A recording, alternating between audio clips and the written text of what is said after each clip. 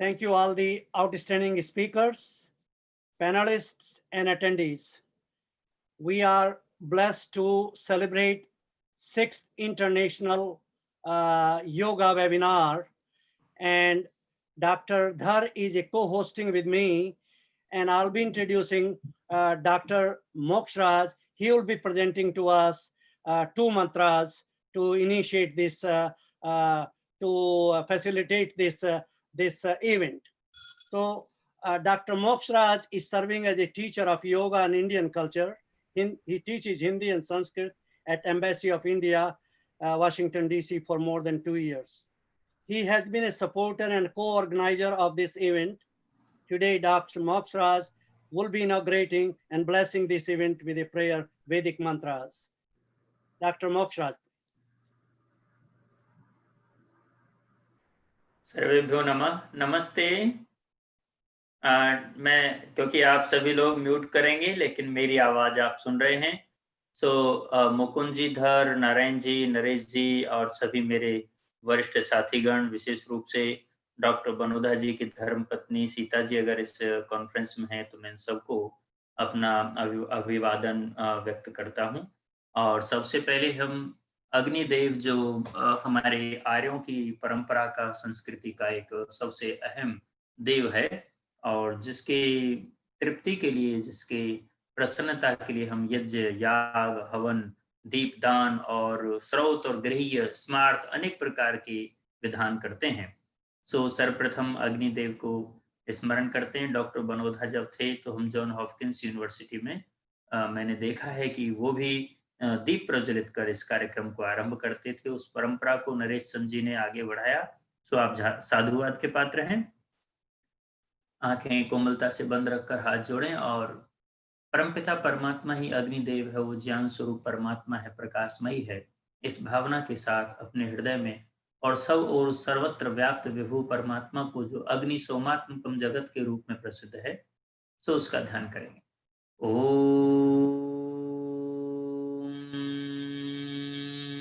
अग्निमीले पुरोहितं यज्ञस्य देवमृत्युजं होतारं रत्नधातमम्। ओम सनः पितेव सूनवेग्नेषु पायनो भव सचस्वानः स्वस्तये। ओम तच्चक्षुर्देवहितं पुरस्तात् शुक्रमुच्चरत् पश्येम शरदः शतं जीवेम शरदः शतं शृणुयाम शरदः शतं प्रब्रवाम शरदः शतमदीनास्याम शरदः शतं भूयश्च शरदः शता। मैं दीप प्रज्वलित कर रहा हूं।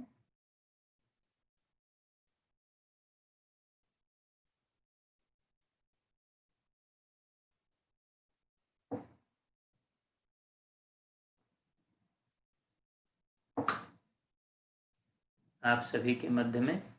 हमने यहाँ 3 मंत्र बोले हैं और पहले मंत्र में जो ऋग्वेद का प्रथम मंत्र है कि यह अग्नि स्तुति के योग्य है। इसी अग्नि तत्व के कारण हम अपनी विद्युत और बाहर के जितने पदार्थ उनको देखने, समझने और विज्ञान की तरक्की में समर्थ होते हैं। उस प्रभु को, उस परमात्मा को नमन करते हैं। वह ईश्वर सनह पितेव सूनवे, हमारे पिता के समान है। जिस तरह से पिता सहज प्राप्त हो जाता है, आज पितृ दिवस पर इस मंत्र का विनियोग इसीलिए किया है, वैसे ही वह परमपिता परमात्मा हमें सहज प्राप्त हो। इस भावना से दूसरा मंत्र पढ़ा, हमारा कल्याण करे।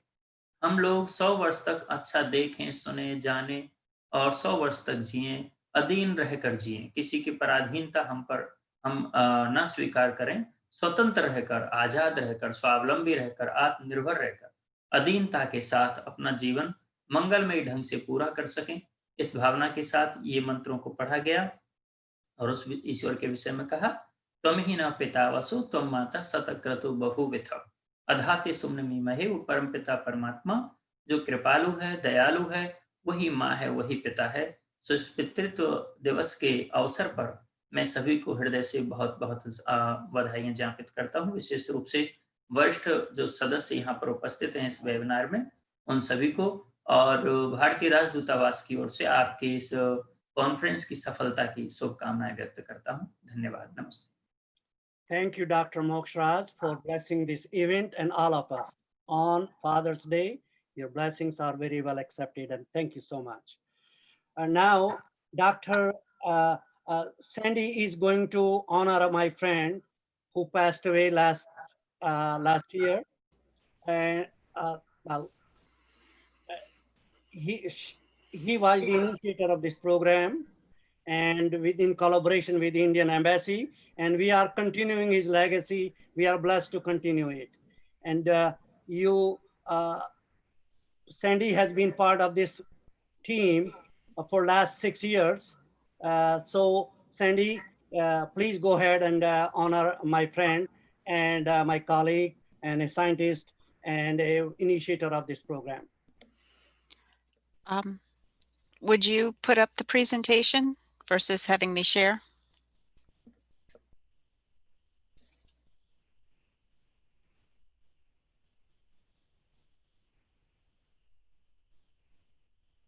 I'm not seeing it yet.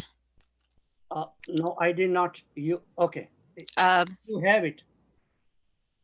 I thought Paul had it. I did forward to him as well. He mentioned it earlier. I have it. I did it and then I lost it. So give me a second. It's labeled Krishna. Yeah. No, I uploaded it. It started the screen share and then it went away. So give me 10 seconds.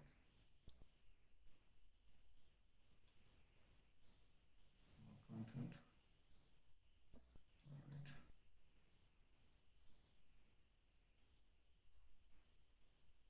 All right. So I think everybody sees it. Yeah, except I'll if go you full would, screen. yes.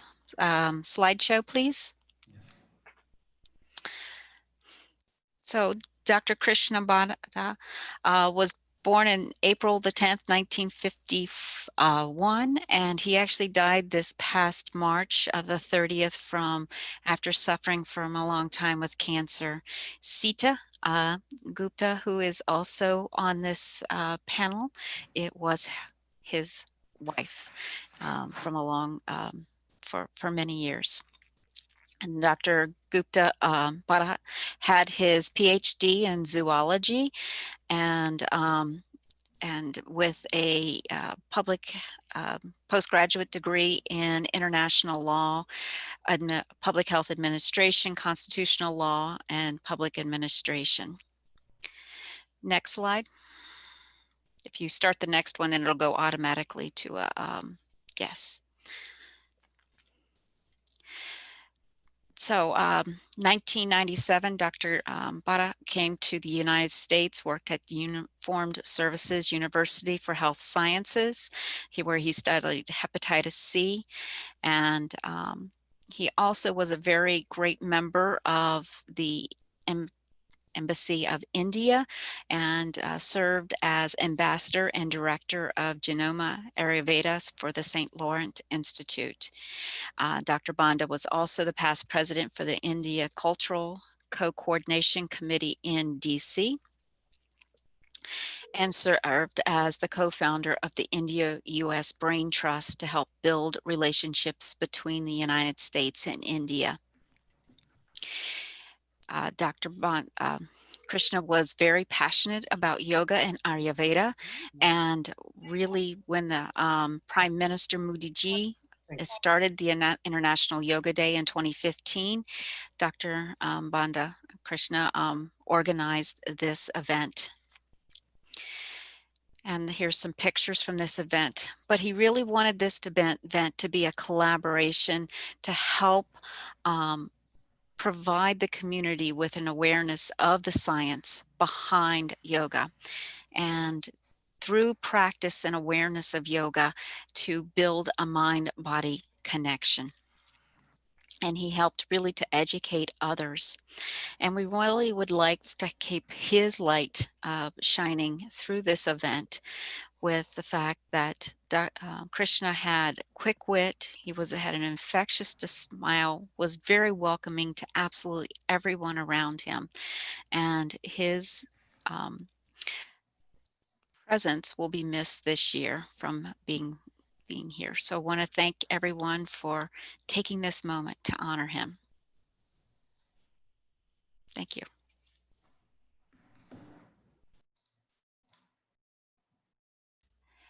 Naresh, you have to unmute yourself. I see your lips moving, but I'm not hearing you.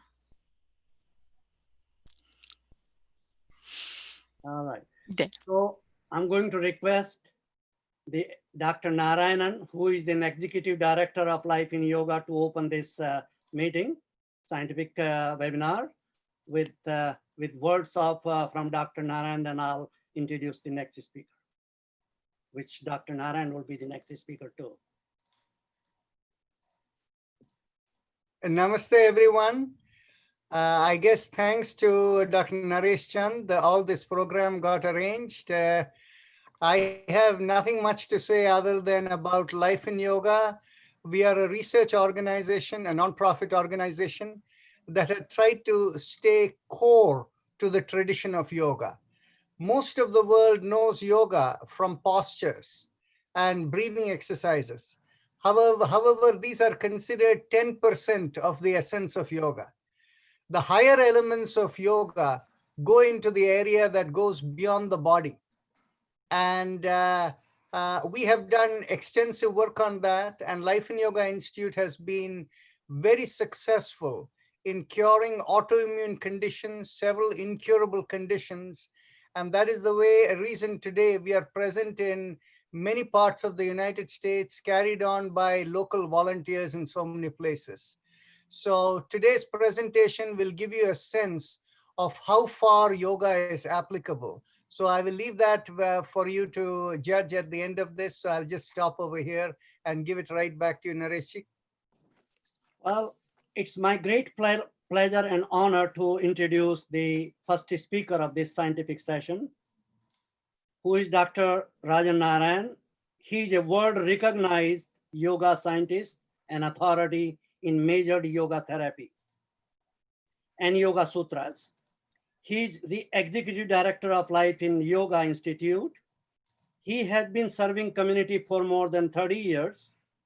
His simple and gentle yoga techniques involving chakras, mudras, mantras, poses, and breathing exercises are helping more than 200 people every day from 5:30 to 6:30 and 8:30 to 9:30. Every day he teaches and involves the community, especially many seniors.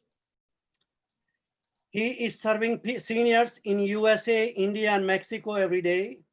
His scientific observations that mantra recitation or listening of mantra have regenerative abilities is in its infancy, but it's a field to explore in near future studies. Today, he will be discussing the role of chakra, mudra, and mantra in immune-related diseases. Please join me in welcoming Dr. Narayan. He has used measured yoga therapy on 700 people, including those suffering with incurable diseases, including chronic fatigue syndrome. So please join me in welcoming Dr. Narayan. Thank you. So Balmukund, please throw up the screens, the slides. So the topic, we can go on to the next page. So the outline of the presentation today, and I understand I have 15 minutes, so I'm going to keep the timer for 10 minutes over here. So first we'll go through the yogic and Ayurvedic concept of existence and its relationship to health. And then we will go through disease conditions related to immune system inadequacy and yogic practices to address them.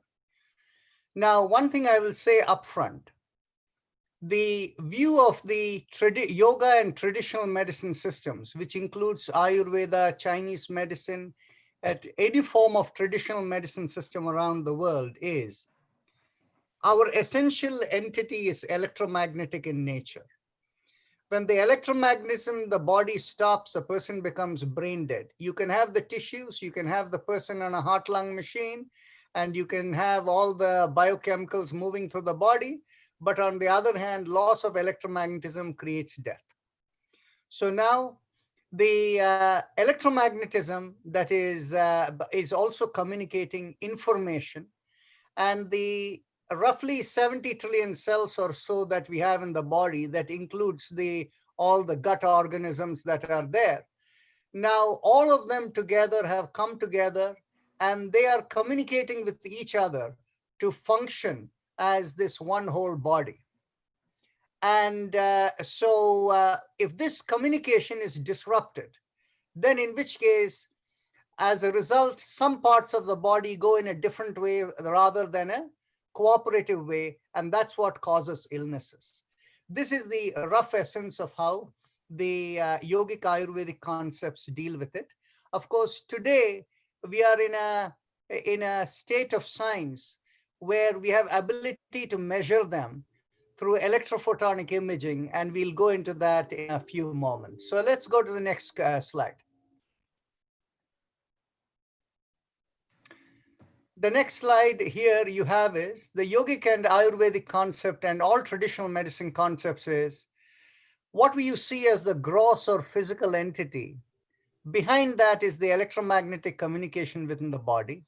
And even behind that is the spiritual entity called the causal body. And in the field of Ayurveda and Chinese medicine, this electromagnetic communication, go back one slide, the electromagnetic communication is assessed through the three-finger system that is popularly called pulse reading, which it is also called nadi reading in yoga and Ayurveda.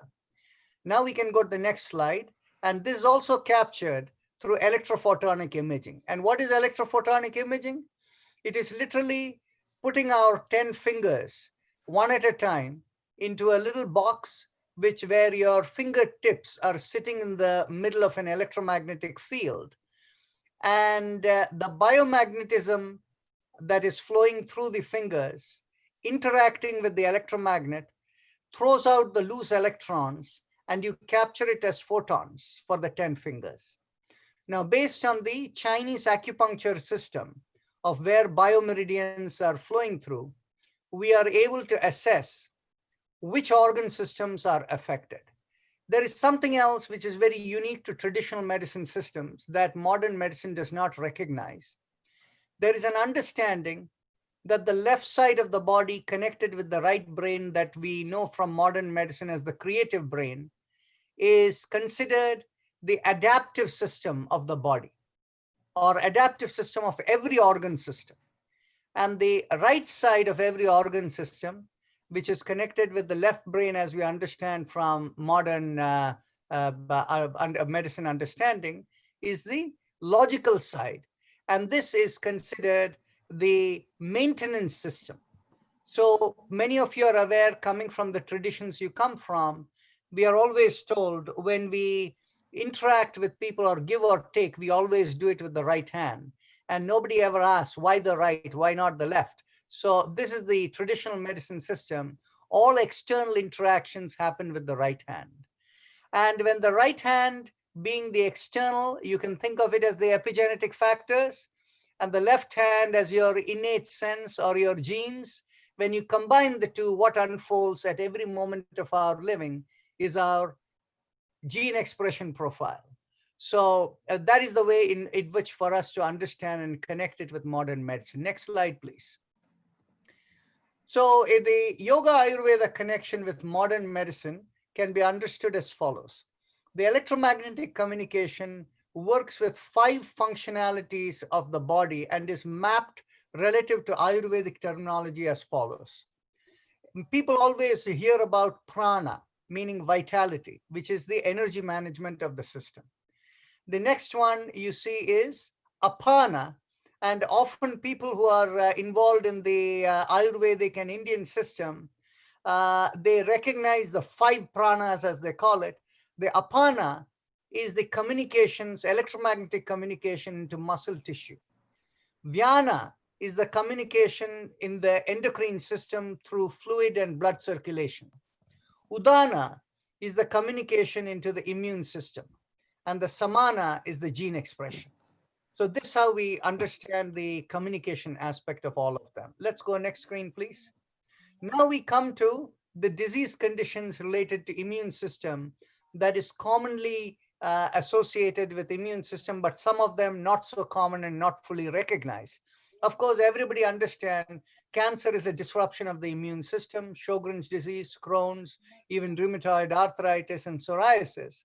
But people often don't recognize that osteoarthritis, allergies, allergic asthma, frozen shoulder, insulin resistance and diabetes, mental health conditions could have something to do to some degree with immune related systems as well. And this is what we find. And so that is the reason I've put in there. And just to give you an example is when you think in terms of people who are allergic to pollen and various other kinds of environmental borne stuff, whereas somebody else who is not allergic to, if you ask the question, why is it the person who is allergic is the body doesn't understand it's not a harmful thing, but instead there is a reaction. And the reaction is there only because the immune system is faulty over there or inadequate and is unable to understand this is what the problem is, nothing to worry about. And of course, most recently, we have had the COVID epidemic. And in the COVID epidemic, we all understand that the key element is that until the antibodies produce and the body gets over, the person is in a state where because of the lack of the deficiency in the immune system, the respiratory system is significantly compromised. Let's go to the next screen. Now, the yogic approach to address them is really threefold. The one is, I spoke about the three bodies, that the gross body, the subtle body or the electromagnetic body, and the causal body or the spiritual body. Now, what happens is, whenever most of our disease conditions are, we say, is conflicts between the gross body or the physical body and the subtle body or the electromagnetic body. So that we can measure, and it is easy enough to, or I should say, relatively easy enough to deal with. However, when it comes to conflict between the subtle body and the spiritual body or the causal body, there, that is where you come across mental health issues, various different kinds of issues. And here we have used chakra vibrations very, very successfully. And chakra vibrations are intensified with the use of mudras. And there is a system of mudra that is related to the 5 fingers, each being associated with one of the 5 elements. Now, the second element is the place where we use activation into the cosmos. Yoga has a concept that each one of us has a little wireless modem within us, a little transmitter, and we are not really aware of it. However, what you know from neurological sciences is that a person who does not have enough deep sleep, over a period of time, the immune system can get damaged. In fact, one of my good neurologist friends told me, for an average person, if the person does not sleep for 9 continuous days, the person will fall dead with a completely damaged immune system. So the role of deep sleep to manage the immune system is something that you can understand. How does that happen? And the yogic sense is that we all have a little transmitter within us. And in a normal awake, when we are awake, our senses are too busy. There is not enough energy for the transmitter to activate. But when we go to sleep, there is enough energy to activate the transmitter. And so that is the basis on which the we would correlate between modern medicine and how we understand from the yogic system. And with personal mantras, we are able to activate the cosmic connection. It improves the immunity strength and has extraordinary healing abilities. Some of you may remember Maharishi Mahesh Yogi, who popularized the concept of transcendental meditation. This was the zone that he used to work on. And people who are familiar with it know what kind of impact he had around the globe. Next is the third area is there is in the yogic system, there is a concept called Murdhanya point. The Murdhanya point is right at the hairline in the middle of the, right in the top of the forehead. Now, that point is supposed to be the point where when there is cosmic communication happening, when the immune system is being replenished, in that point, there can be a trip that corrupts the immune system. And that is where we see as the corruption of the immune system affecting cancer and various other autoimmune conditions. And from our perspective, unfortunately, when we work with patients who are already on immunosuppressants, whether it is for the case of, organ transplants or any other kind of issues, then in which case it becomes very difficult for us to work with them. Because when we use the yogic approach, we are correcting the immune system as opposed to suppressing the immune system. And so that is the zone where the three ways in which we work. Now, let me go on to the next slide, and then I'll give a few examples based upon time availability, because I'm only talking at a conceptual level over here. Can we go on to the next slide, please? Yeah, no, next. Okay, so normally when most people think of yoga, and they think in terms of physical elements and the breathing elements and things like that, they're largely focusing on vitality management of the body, which we call as palliative yoga. So conventional medicine views this as stress reduction, evoking parasympathetic tone. And of course, that can, once the vitality management is restored, automatically many conditions can get resolved over a period of time. Now, when we are talking about here is restorative targets affected by restorative yoga that targets different organ systems, specific organ system. And so that is how we use mantras for that. Is that the last slide? No, one more slide. Go ahead. So my invitation and suggestion to all the researchers over here is that right now we are stymied for various reasons, and the key element is, so we are going by a case-based approach to build up this understanding. Modern medicine has had limited impact on chronic conditions. It tries to manage rather than cure, whereas we have demonstrated on a case-by-case basis that we can cure many incurable conditions. Now, unfortunately, the modern approach for scientific application is controlled studies, where you have a single application protocol. Now, in our case, we have a single standardized approach.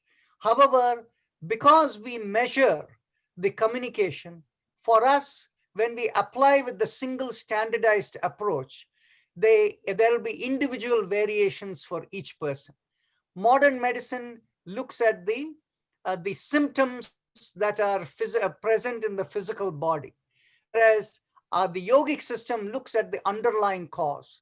When the underlying cause for the same physical symptom is different, then in which case you may need two different protocol, whereas as the system is one and the same, but you need two different protocols for it. And this kind of an approach is normally not funded in the research field.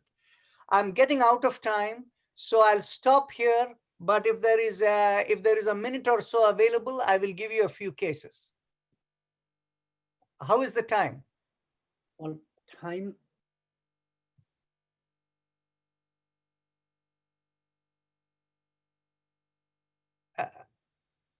The time. Yeah, you go ahead, one or two cases. Okay. So in which case, I will give you a few cases over here of how chakra vibrations have been utilized. I had the case where just this morning, I had a case where somebody came with the diagnosis of the chondroid malacia, the part where in the joints, the ends of the bone become too soft. As a result, it results in pain in the knees, chondroid malacia of the patella, okay? And this had started like 18 months back, and now the pain was beginning to come on to the arm as well. And when we worked in this case, we found that there was a sweating of the palms indicated for her in the input profile that we take. We consider sweating of the palms as an indicator of a conflict between the subtle body and the causal body. And in such places, we cannot approach with normal yoga techniques. So we did the chakra vibration. And the lady, when she started off, there was the pain in the knee. And at the end of the chakra vibration, all the pain was gone. And of course, we have told her that she needs to practice that for a period of 3 months.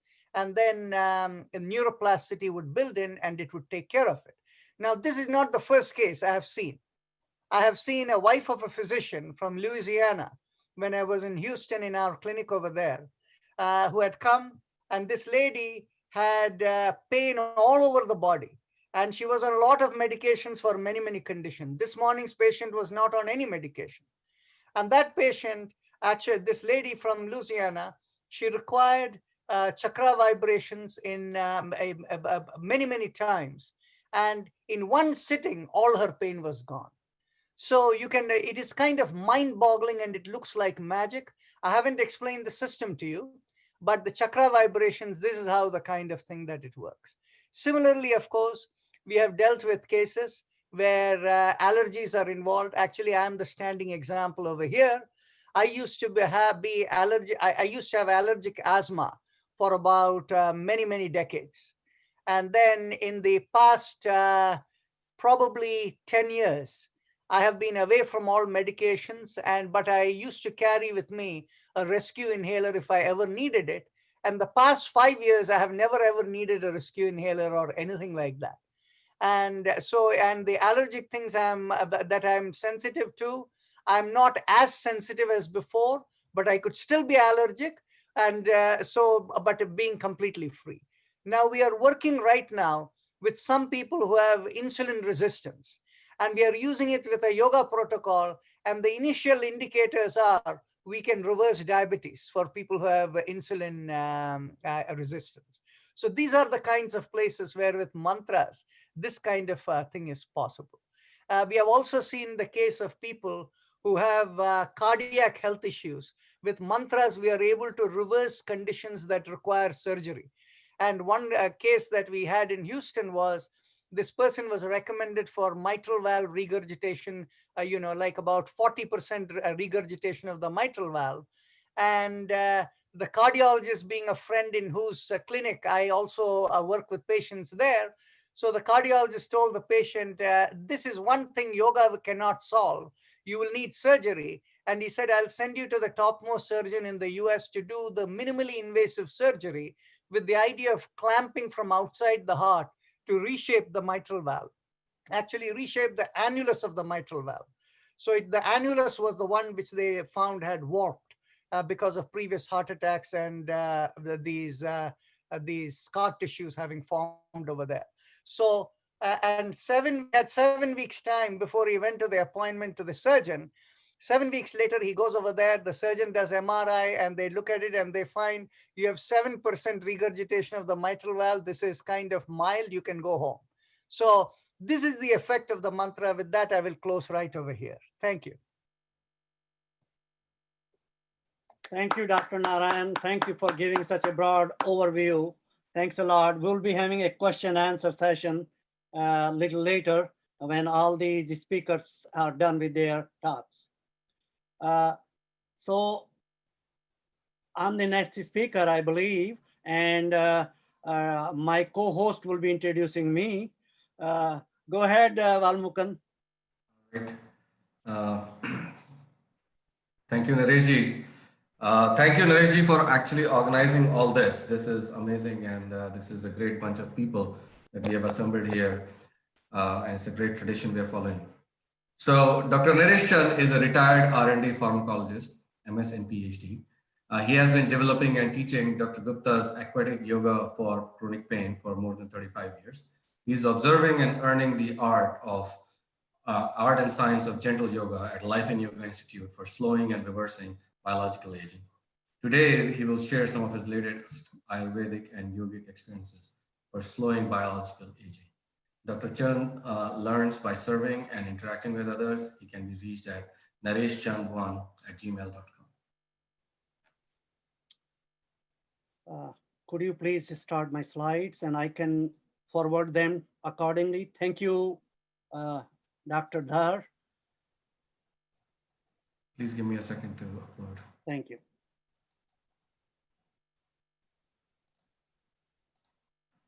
In the meantime, I will say Dr. Dhar is not only is a PhD in physics, so he has big brain, and he is the promoter of this cause of the life in yoga.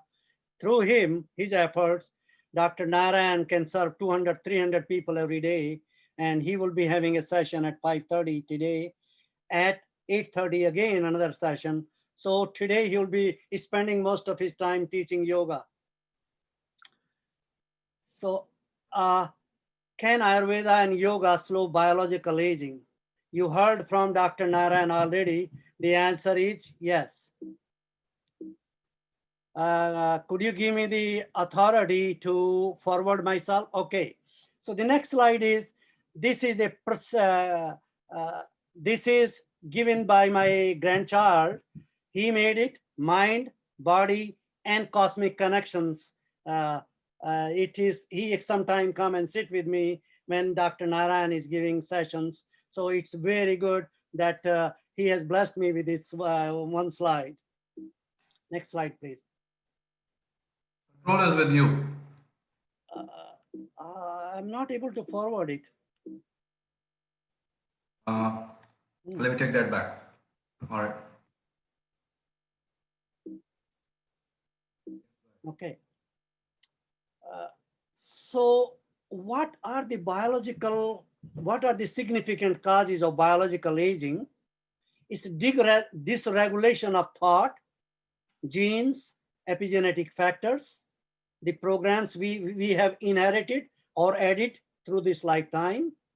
Immune inflammation is dysregulated, stress, loneliness, disorganization, holding, depression, anxiety, and gut issues, especially sedentary lifestyle, ultra-processed foods, and insulin resistance, and we don't drink adequate water, and too much of calories. So these are some of the major factors for enhancing our biological aging processes.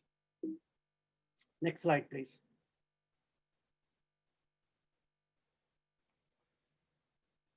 Here are the medical consequences of aging. Why should it affects all parts of the body, starting with brain, eyes, muscles, cheeks, you name it. Loss of muscles is very important part for falling, loss of balance. Loss of sleep affects the life of more than 50% Americans. Osteopenia and osteoporosis affect about 20-30% seniors. Osteoarthritis affects about 50% seniors.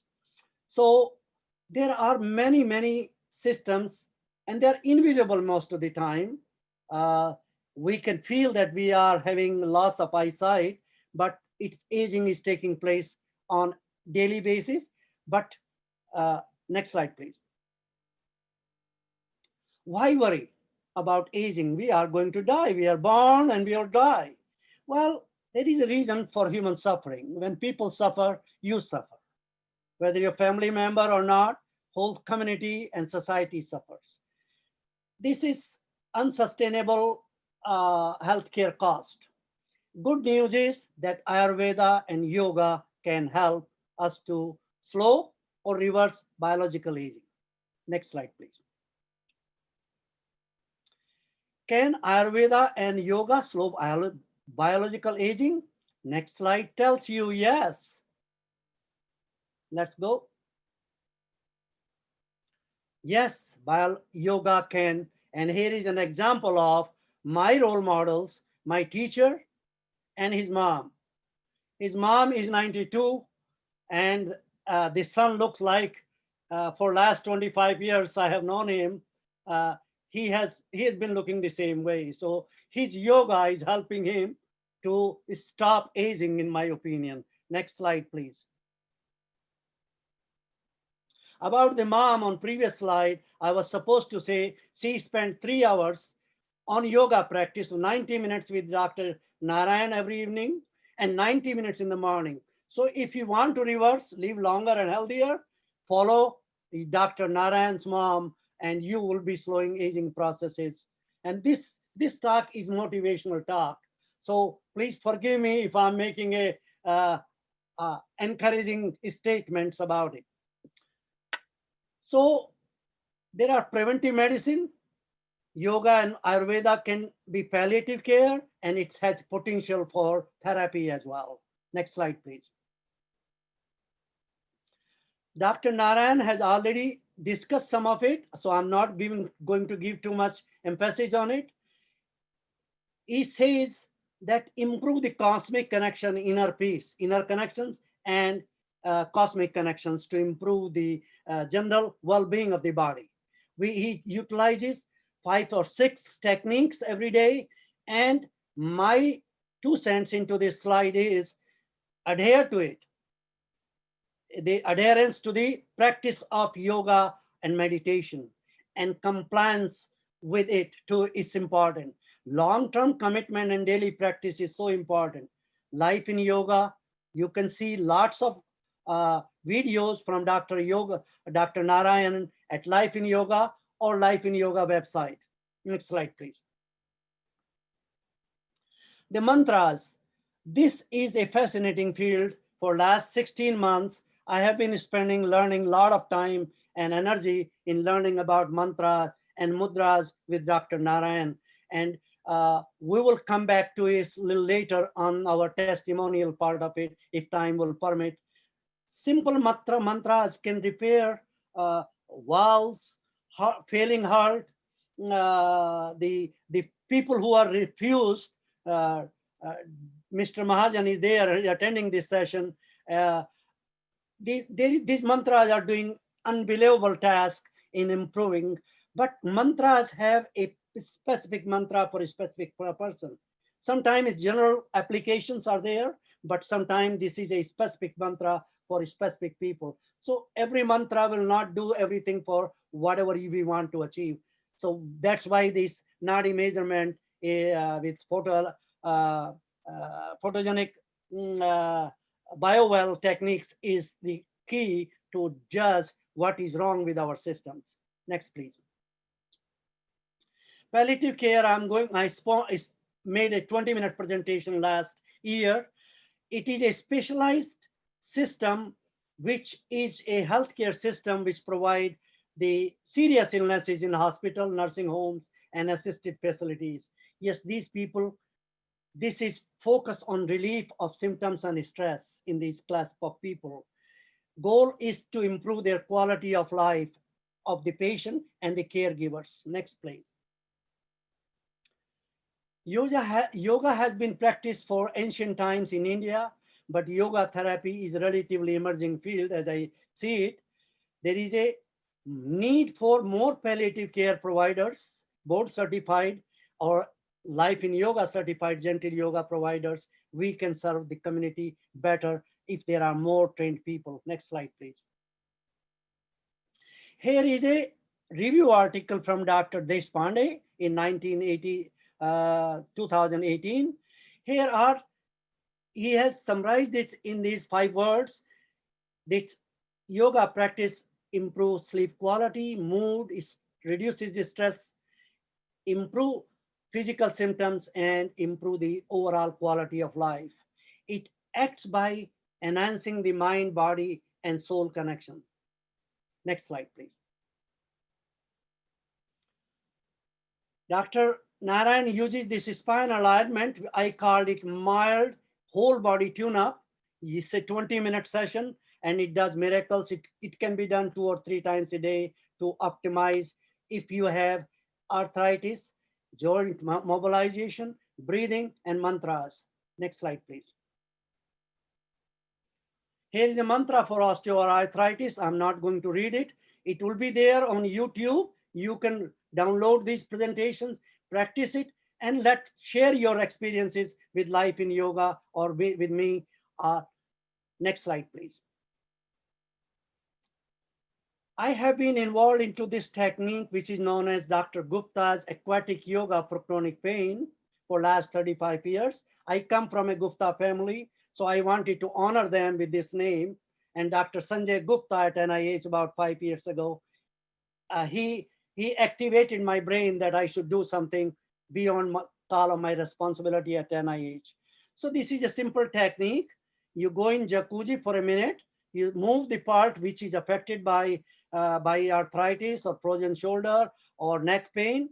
For 1 minute in jacuzzi, 1 minute in the pool, repeat it for 20 minutes, 30 minutes, and you will be surprised.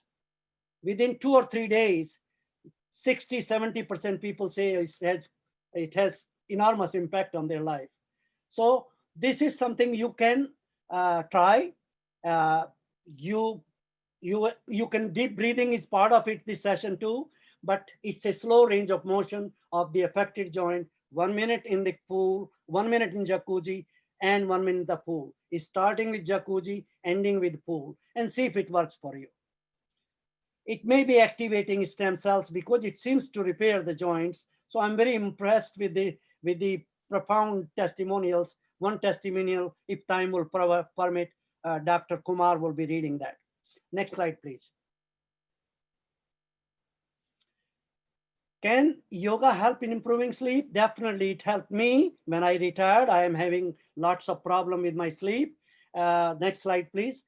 And I was using Dr. Narayan's gentle Kapalbhati or happy face yoga with no jerks. And it was, this person is rejuvenating his brain and body by taking a power nap. You can combine it with Kapalbhati. It really helps me to get back to bed soon after I come back from the bathroom once, at least in the night.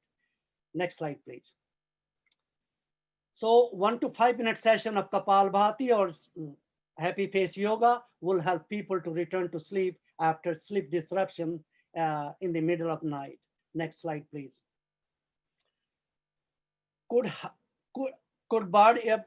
Could yoga help in restoring body posture and balance? It's a serious problem. Yes, it can. Next slide, please. But this is just, I learned this technique about 5 years ago. My balance was very poor. I'm a stroke survivor, as many of you may know. And it can reduce the risk of falls, stroke, and degenerative diseases. There was a publication in Stroke in 2015. After reading it, they reported postural instability was found to be associated with early pathological changes, biomarkers of stroke and Alzheimer in the brain, and brain function was declining even in apparently healthy subjects. So somebody has to follow it up and do some real research on it. And I will be really blessed because this is helping me. And I hope you can use any other postures, Surya Narayan, Surya Namaskar, or any other posture to improve your balance. Next slide, please. Can Ayurveda help in slowing biological aging? Yes, please. Next slide. Intermittent fasting, as you know, upvas or birth for 80. I usually don't eat for 16 to 18 hours a day. My first meal is around 11 o'clock or 12 o'clock. And this review article in New England Journal of Medicine tells that it reduces the risk of all diseases of mankind. So along with yoga, meditation, and intermittent fasting, you may further reduce your risk of every disease of mankind. Next slide, please. So functional vitamin deficiencies in West is very common. And every time, anytime you can devote 10, 20 minutes exposure to sun, it will provide functional vitamin D3. Next slide, please. Turmeric is sold for $3 per pound in Indian stores, and it becomes a $300 per pound when it is sold in the pharmacies or in capsules. It's a poor man's aspirin, and I have written 3 book chapters on this, one of them with Dr. Kumar. So if there will be some questions, answers, I will deal with that a little later. Next slide, please. Does dietary fiber have a role? Definitely. Vegetables, barley, Brussels sprouts, coriander, Swiss chard, they all are fillers. They improve satiety, reduce appetite and hunger, and improve gut health. And gut health is as important as your brain health. Next slide, please. So here is the recipe magic pill, the mindfulness meditation, eating intelligently and doing something yoga or something else, be physically active, eat greens, berries, nuts and beans, and eat drink a lot of water and eat some fermented foods. You will be surprised, and most of you are doing it already. Next slide, please. So I'm not going to through this slide because of time factor. Next slide, please. So conclusion is that with mind, body, and spirit connections by yoga and eating right kind of foods, following some Ayurveda, we can add years to our life.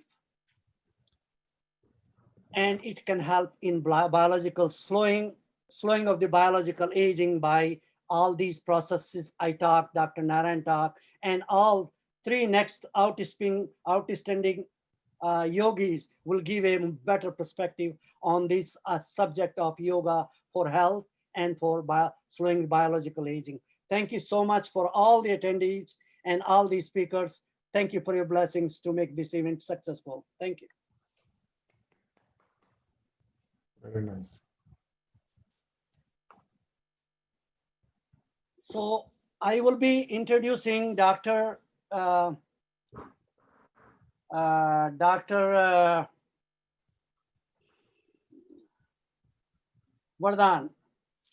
Dr. Vardhan is a cardiologist, and he is board certified yoga professor, and he's a retired professor of cardiology. And I have known him, I call him Jijaji, because he's from the same area where I come from. So Jijaji, take it on, and thank you for blessing this event for several years. And his wife, Asha Vardhan, is also a great yogi. She teaches yoga all the time to the community. So let's give a big hand to Dr. Suman Narayan Vardhan to give a perspective on role of yoga in cardiovascular diseases.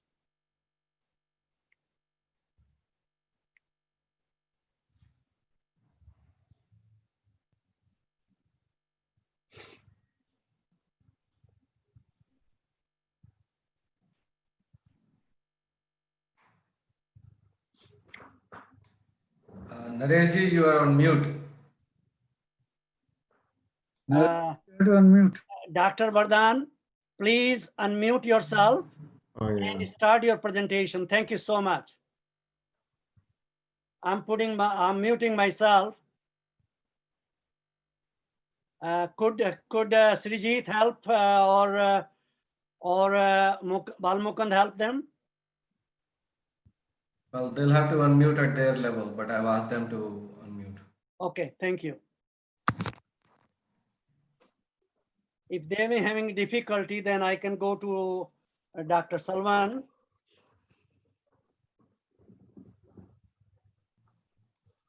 Okay, they have unmuted. That's good. Yes, sure.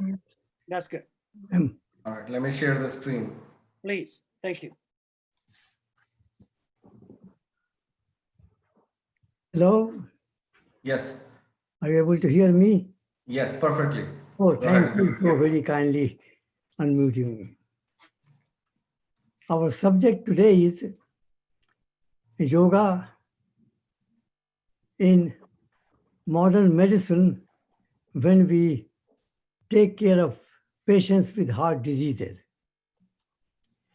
Now, the slide itself says yoga as good medicine from heart disease to heart ease. So if you remove the disease part, and then everything is very easily taken care of with quite a bit of ease for any disease patients or purpose or the management of getting rid of the medical problem, which has converted into ease first, then disease, and then back by your own physical behavioral change will become ease for you. So I thank you everybody for coming. Let us start with what is life. It is the beginning of as well as end of what all living beings think, feel, or see. An amalgam of wellness and illness during the above conflicting episodes in life. Let us take away 6 letters of both wellness and illness. Now, when we remove 6 letters. Slide. Should I go to slide number 2? No, but please hold on at the present time. I will request for the change of slide just in a little bit. So then what happens that when we change what is left of we and I, then we is the well-being of body, mind, and life force, energy called pran. And I is the individual. So we discuss about the life force and I as the individual. We also stands for merging with both Western and Eastern medical practice and philosophy to achieve wellness. So we, wellness, and I, individual, combined can bring balance to our mind, body, and life force energy. So yoga plus science equals complete health. Science done right in the pursuit of systematized truth by collecting data, testing, verifying results before coming to conclusions. Science has provided a wealth of insight and discoveries for physical comfort and social advancement.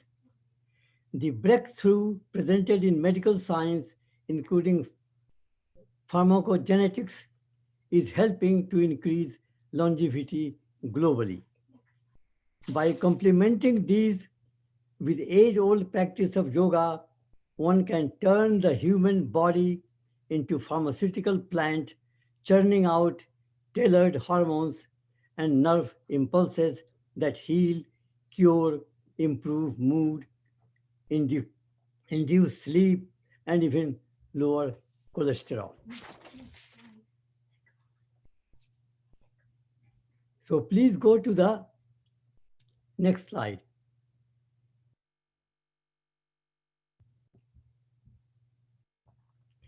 So yoga plus science equals complete health. Now, this slide shows no, this is please go to the next slide. I'm sorry about that. Okay. Now, a very well-known cardiac scientist, the cardiologist Dean Ornish, he published several years ago and compared patients with coronary heart disease in 2 groups. One group followed yoga and meditation, aerobic exercise, total vegetarian diet with 10% of fat, a smoking cessation, group psychological support, and the other, their usual form of life. Angiography done on a repeat situation of his cardiovascular ailment. At 5 years follow-up angiography, after managing his problem with all those 5 things shown in the slide, the 5-year angiography result after these many years of changes in his lifestyle, the lumen diameter of the coronary artery was increased 11.8% in the interventional group, whereas the control group coronary artery dimension had decreased significantly, and they had twice as many events, cardiac events, in the control group. Next slide, please. Now, another cardiologist, I don't know him personally, but I have heard a lot about him, Dr. Robert Nareem, had published some times ago in the journals of cardiology the role of stress in coronary artery plaques. His experiment, genetically comparable cytomegalic monkeys on the same diet and the other group of monkeys on the control diet. Each group of those monkeys into individual cages alone were left. Now, the individual cages were intermittently in another group when another monkey was introduced in the case. And what happened, that the case where one original monkey with the change of lifestyle and the other monkey who was new in that, and they started fighting each other. They were removed, of course, and being the hierarchical, the original occupant of each case would fight, thus become very stressful due to social establishment. And the monkey group in the B cage showed 50% more plaques from their arteries lessened with the just living in a quiet and controlled environment and not fighting with their co-inhabitant of his original case. Next slide, please. So yoga helps irregular heart rhythm, and this was proven by Dr.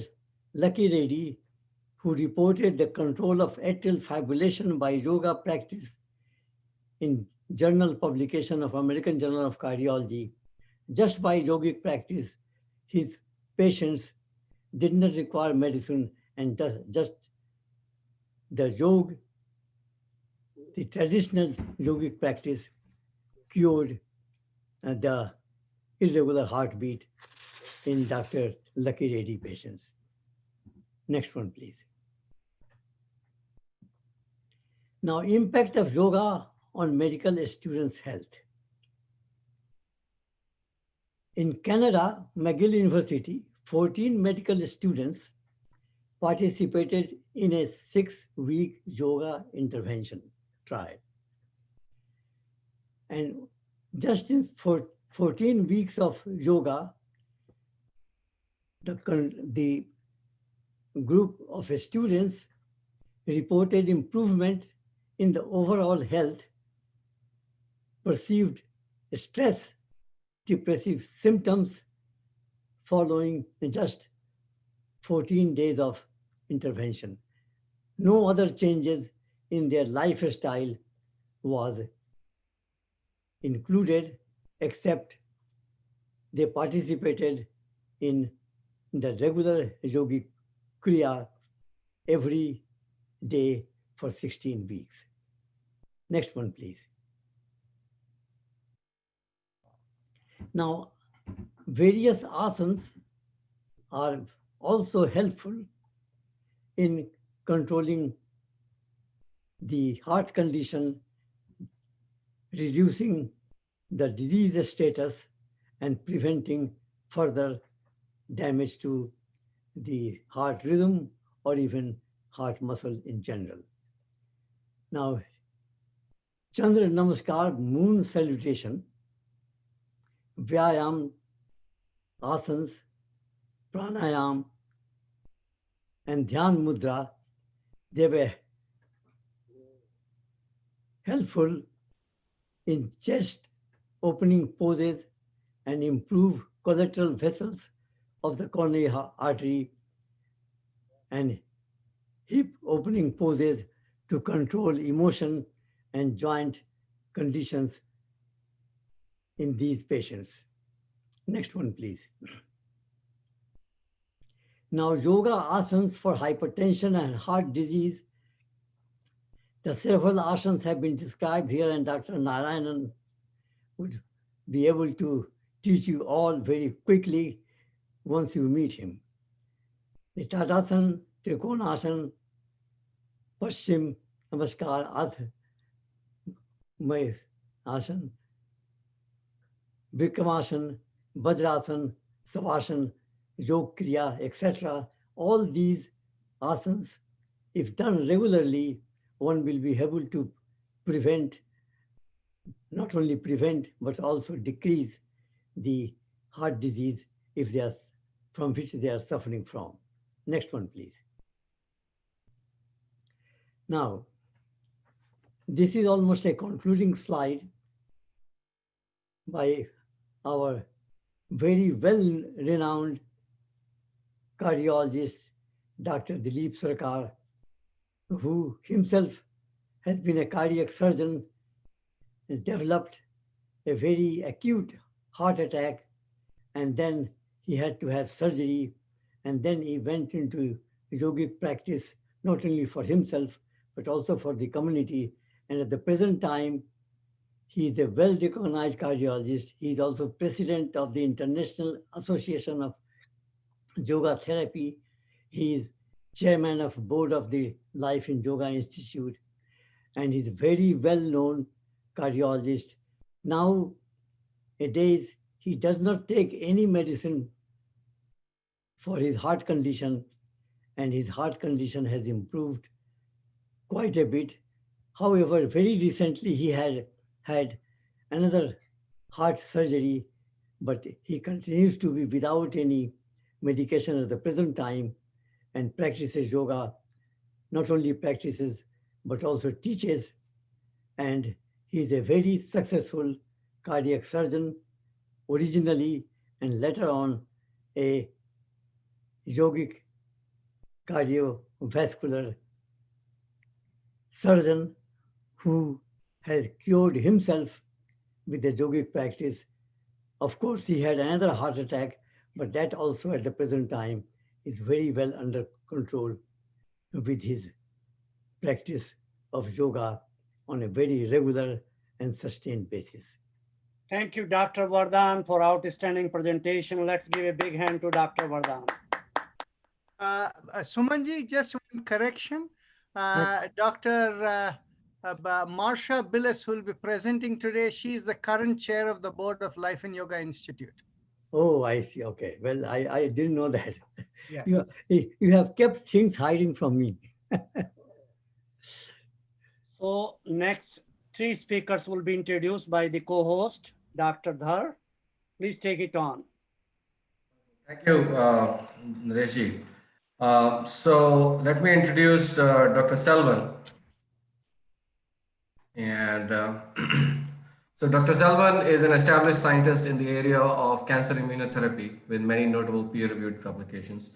Since 2010, Dr. Selvan has been deeply interested in yoga therapy research due to his own experience in reversing certain disorders through the practice of yoga. He is Council of Yoga Accreditation International Certified Yoga Instructor and further obtained training in yoga therapy modules for various disorders. To take yoga therapy to mainstream healthcare, he founded Siddha Yoga Research International to promote quality evidence-based research and has conducted a randomized clinical trial study of yoga therapy for irritable bowel syndrome and published his findings in peer-reviewed journals.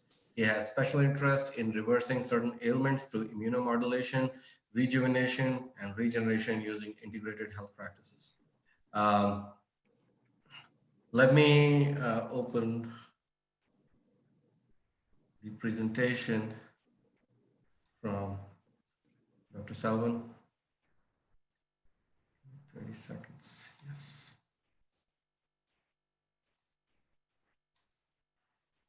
All right. Dr. Selvin, go ahead. Yeah. I think you have to make it presentation mode. It is in presentation mode. No. It must be slow on your side then. Can I control it? I cannot control. Let me control it. Let me give you the remote control. But it is already in presentation mode. I don't see it. Anyway, everybody can see it presentation mode, but I don't see it, but that's okay. Nareshji, do you see it? Nareshji, I can't hear you. It is not in presentation mode, but it is readable and we can see it. Why is that? On my end, it shows as... Yeah, click the right hand, this thing should go into presentation mode. Okay, hang on. Bottom right hand side. Yeah, that's what I did. Slideshow. Yes, that one. Yeah, that one right here. Click on that. This is slideshow Okay. mode. So that's the way it is. Selvin, please continue. Okay. First of all, namaste to everybody, and then happy International Yoga Day. And I'd like to thank for Dr. Dar for his kind words, and also for organizing with Dr. Rajan ji for a wonderful, informative short symposium on yoga and from the health perspective. And my previous speakers, Dr. Narayan, Dr. Rajan, Dr. Suman, made my job a little bit easier because one of the many aspects of what I'm going to talk about, they've given a prelude to that. What I'm going to cover is from the yoga perspective on a metabolic disorder. I would call it disorder because the metabolic syndrome which leads to diseases, and which I will highlight in my next slide. Can you go to the next slide, please? Yes.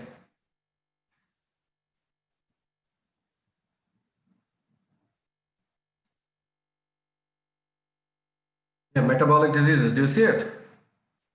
I don't see it. Bal, I think we are. Do you have two monitors, Bal? Are we seeing the wrong monitor? No. Okay. No, there's only one monitor. Hang on. I see this one, yoga for metabolic disease. Let me do this one again. All right. And then click the resume slideshow underneath slideshow, resume slides. Okay. You see it now? No, I don't see it, but I can continue if you don't. Oh, okay, now I can see. So let's just play it this way. Yeah, I don't know why the slideshow is not showing in the share. Okay, that's okay, no problem. When you talk about all the metabolic happening, it changed. Yes, it changed. Now it's going to show up. It wanted enable editing. Okay. Oh, now we can see. Beautiful. Thank you. Come back to the metabolic diseases. Go back to the next slide. Yes. They're all called a group of symptoms. We call it as a metabolic syndrome. They're all interrelated abnormalities, starting from your abdominal obesity, the belly fat, and then high cholesterol, high blood pressure, high triglycerides, and then insulin resistance, which are all interconnected with your body's metabolism, how your body processing things, and therewith, if you go to abnormality, leads to all this kind of disorders. And these group of symptoms leads to, with a one-way ticket, I call it here, 3 of the most disabling diseases of 21st century, like Dr. Suman Vardhan pointed out, the heart diseases, and then stroke, and then diabetes. Next slide. Well, what is the culprit of all the thing? Again, my previous speakers, they stressed on one important thing is called stress, chronic stress. That is originated by the conflict in the mind. That's what yoga, as such, it clearly lays out. If you correct your mind, you correct everything else. And that no wonder, that's the reason Dr. Rajan is emphasizing on mantras and then mudras and then all the other aspect of it, and makes the body, what happens when you have a chronic stress, which I'll give you an example, even my own self later on, how I suffered from a lot of metabolic syndrome, that it produces too much cortisol, and that is the body's primary stress hormone. It is needed at some level, but if you go to the higher level, your body creates a havoc in your body, including bringing down your immune system. And also cortisol affects both adrenal gland and immune system. As I mentioned, it's immunosuppressive. It's quite well known. Even recently in the COVID cases, they think that cortisol treatment can give a benefit, but the downside of it, there is a controversy there, because cortisol can also bring down immunity, that further elicitation of immune responses to COVID-19 can be subdued also. It has to be kind of balanced. We need to do that. And what does the extra cortisol does to your body? It jolts an abdomen, the opening of the fat depots and storing a fat than it would otherwise, because that's the reason it is your abdominal obesity that occurs. And then fat tissue, especially around the abdomen, decreases the body's sensitivity to insulin. Why? Because a lot of insulin, because of fat, they get deposited there. Availability of insulin, the next time talking about, is that for the glucose to transport into the cell, it is prevented. That is why there is an increase in sugar level in your sugar in your blood, and your pancreas not trying to produce, but it cannot keep up with it. Then ultimately it fails, and that results in insulin resistance, ultimately leading to diabetes. Next slide. That is what once you have set up the motion of diabetes, that leads to kidney failure, your heart disease, whatnot. And yoga is there to rescue. And here I like to come at being a scientist, I like to look at some of the studies people have been reported. And even just reducing the 10 to 15 pounds of your weight from 200 pounds, and I'll give you my own example later on, it can turn the metabolic tide. As recently pointed out by Dr. Kim Inns from Center for Studies of Complementary and Alternative Therapy at Virginia Health System in 2007, she kind of made a review of all the literature in the yoga effect on metabolic syndrome. She found that 70 solid, although small studies, the impact of yoga on the disorder of metabolic syndrome. The beauty of this, she says, the beauty of yoga is that it does not target just one marker of metabolic syndrome. As you all know, there is a confounding other effect, positive effect in the system. I think Dr. Narayan also pointed out that, like a glucose controlled blood pressure, you can have an additional benefit to that, which even I observed in my own study, randomized clinical trial on IBS, irritable bowel syndrome. And yoga could increase insulin sensitivity and also lower cholesterol by as much as 19 to 25% respectively. Look at that non-medicated way, how we can bring it down, and which I can also allude to my own experiences. In 13 studies, body composition and yoga practice reduced body weight as much as 14%, close to 40%. That means that, but it's not how body reduction will not happen suddenly over the practice. I say earlier mentioned, Dr. Naresh Singh mentioned, the regular practice is a key. That is what we have a sustained reduction thing, which I can show my own as an example here. And even the short-term inventory, as short as 9 days, had dramatic effect of the system of metabolic syndrome. I can tell you, vouch that, because when I started attending yoga class, one day I attended, I felt so great. That is the reason, if I do one day like that, felt like this, if I continue to do that, then how would the result? That is the result change my own nature. I'd like to take a liberty to add my own personal experiences here. Next slide.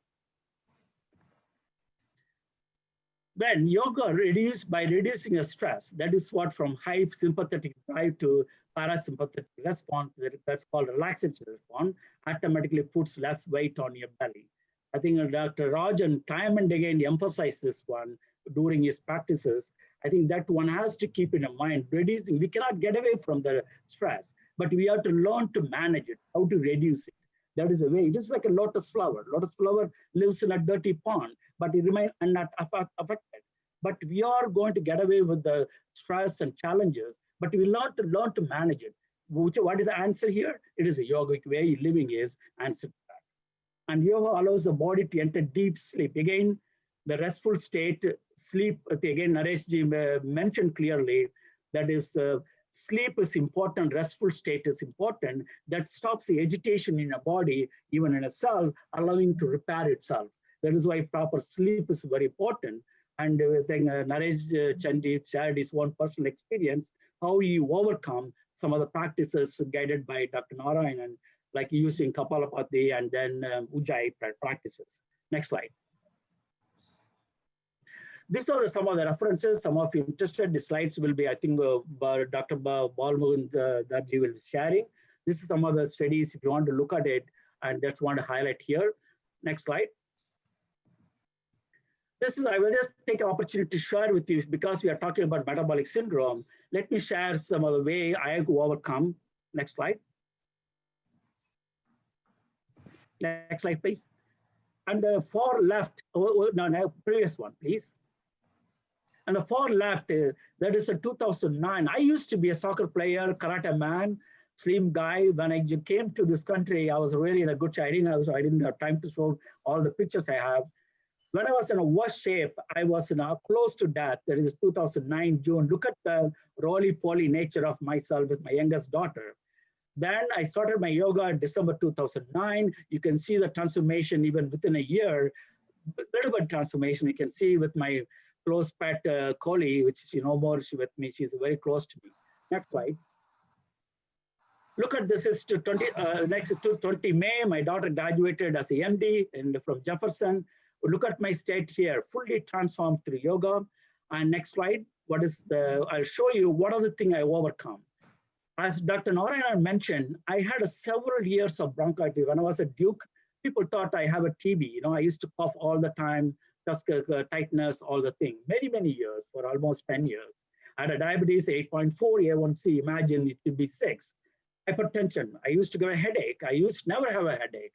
And then sleep apnea, I always used to have a sleep apnea. Without sleep machine, I never traveled. And then even anywhere, even into India, first thing is out is my CPAP machine. And then I'm off since 2012, slowly bring, I used to have air pressure of 14, then slowly bring it down to 6, like that, 3, and then completely out from since 2012. Those days, I used to only breathe quarter of my lung. And then I had a blockage in my heart rate, that is widow's artery, which called left aortic heart, LAD, unable to climb chair, even walking in elevation was difficult. I had to hold my breath. And then I had arthritis on the left knee, which I asked to go for a knee replacement, which I overcome the yogic way. I told him after injecting several times steroids, then they said you have to replace it, but I did not go. Today, I'm in a full good shape. And then I was obesity. I seen in my pictures. Now I'm 165. And over 10 years, I reduced my weight from 240 pounds, slow and steadily. Now I'm kind of a little bit sustained level. And then that is what I've overcome. This is all the things are clearly related to metabolic syndrome, metabolic diseases, which I overcome. I don't take any medication. Because being a scientist, I was cognizant about the side effect, all the thing. I never got into, by blessingly, I got introduced to yoga guru, Mr. Chakrabartiji from LA. And that's why my journey started. Look at the transformation, and it happened to me. And it is possible. This led to my own personal journey, I want to really contribute to the research of the yoga, because as you can see in many yoga researchers, there are so many papers have come. But the problem is the quality of the studies are not great to convince a modern physician to get into the mainstream. I'll give one example here. There are 17 papers in fibromyalgia and yoga, but only 7 paper can be accounted for some effect done properly. 110 papers are useless paper. I'm sorry to use the word here because the quality, yoga means quality, but we are doing disservice of the name of yoga by conducting poor quality papers. That is the reason, although it motivates me, like Rajan is really interested in propagating this one in a swing. That led to the, what is the practices I did? The magic is in you. The next slide. That's the way the transformation. Here I want to focus here, a few highlights, like in a couple of slides, I'll be finishing now. Look at the whole body rebuilds in less than 365 days. In fact, 95% of the 1 year, but it takes around 2 years. Look at even DNA, your genetic material. It replenishes itself every 2 months. Your skin in 1 month.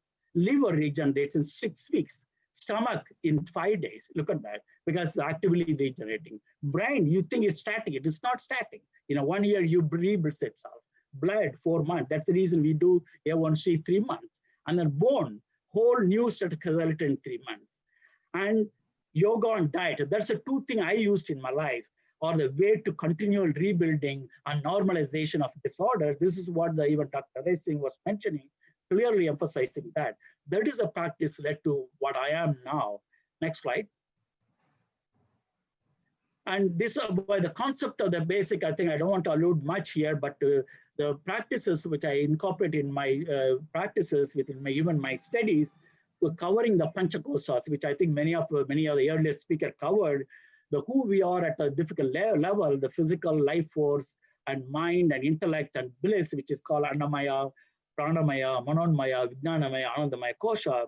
We start with all in a natural state. Through our lifestyle change, we in an altered state that leads to all the disorders.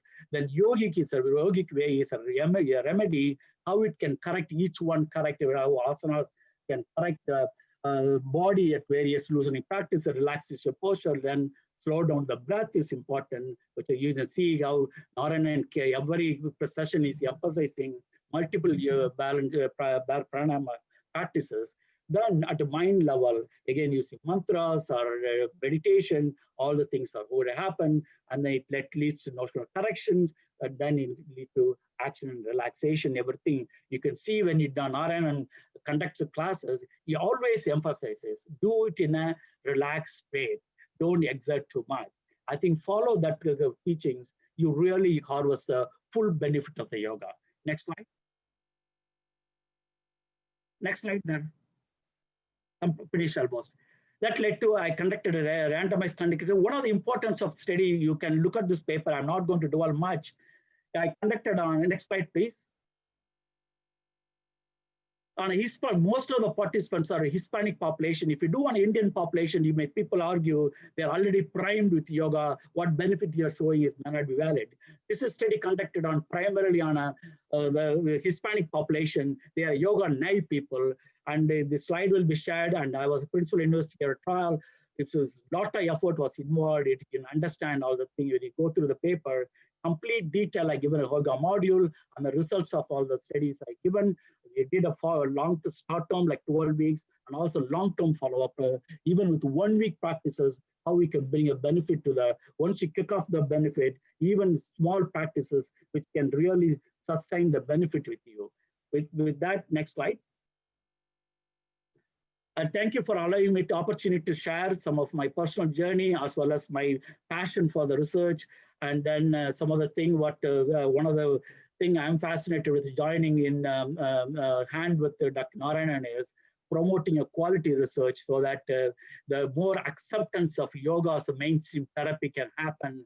And that is the ambition which I want to leave with that thought. I will again thank you everyone. Thank you so much. Next. Well, thank you, Selvanji, for this very informative talk. Who do we have next, Nareshji? Dr. Menzies? Sandy. Sandy. All right, let me upload her presentation, open it, and let me give an introduction as well. All right, so Sandra Menzies has a Master's of Science in Biotechnology degree, is a 200-hour certified yoga teacher and an associate certified coach. Ms. Menzies has been a yoga practitioner for more than 20 years and a yoga teacher for over 3 years. She provides class themes and sequences that encourage students to connect their mind, body, and spirit while empowering them to take action in their lives. She's currently studying in a 500-hour yoga program. In addition, Ms. Menzies is a mindfulness advocate and practitioner. She also uses the philosophies learned through yoga and mindfulness to guide her coaching of individuals so that they can find healing after trauma and live a more balanced and fulfilled life. So let's welcome Sandra Menzies, and let me share the screen. Thank you. And Dr. Selvin, thank you. You actually primed the beginning of my talk very well. So, yes. I'm not seeing this. Okay. Yeah, give me a second. I know patience is what you keep telling us. Yeah, it's all right. Now we're ready for you. Okay. Well, I was asked by Naresh to provide a scientific review around neurobiology, and I went and actually started and looked at this. It's actually similar to a talk that I gave a few years ago, but I updated it and did a little bit more research on it. Next slide. And with Dr. Salim, what he was mentioning is there's a lot of research out there. On the 13th of this month, I actually went into PubMed and I said, okay, how many research articles are published that are related to yoga? And as you can see, from 1948 until present day, there's over 6,000 research articles that have been published. In 1948, it was actually 6 articles published, and they were all in German. Whereas last year there was 580 articles that were actually published. But of the 6,000 articles, only 845 of them were clinical trials, with 644 of those being randomized controlled trials. And so it really does show that a lot of the research that is published is not unique. A lot of the articles are actually review articles, or they are case studies. And so it does give you a variety of options, and you get to be a little bit discerning as you look at the research that is provided. Next slide. Can I interrupt over here? Yes. Actually, Sandy, when we look at research over here in yoga, unfortunately in the PubMed, yoga means physical exercises and breathing exercises. Meditation is not included there. So when you do a search on PubMed, you have to use the logic yoga or meditation, and you'll find close to 10,000 published papers and over 2,000 clinical trials. Okay. I did look at meditation at a different time, but no, I did not incorporate that into this particular search. I looked just for yoga. So thank you for that, that correction. But a lot of the articles that are looking related to the brain are actually looking and provide gray matter, and the amount of gray matter. And so I wanted to provide a little bit of an overview of what gray matter means. And it's the component that part of your brain that you see that is that has the wrinkles, the outside, and it's the component of gray matter. And this article was actually produced or published in 2004, and it actually shows where they actually looked at 13 different individuals over every 2 years, and anywhere from the age of 5 up to about 20 years, depending on, and they did depending on where their closest age when they actually did their brain scans. And then they did a composite of everyone that was within those 2-year frames to give you this composite. And what they showed is that gray matter actually tends to decrease over time with age, and this is just up to age 20. In numerous other research articles that were published, they actually talk about gray matter decreasing and the variability of gray matter changing as we are in our adult years. Next slide.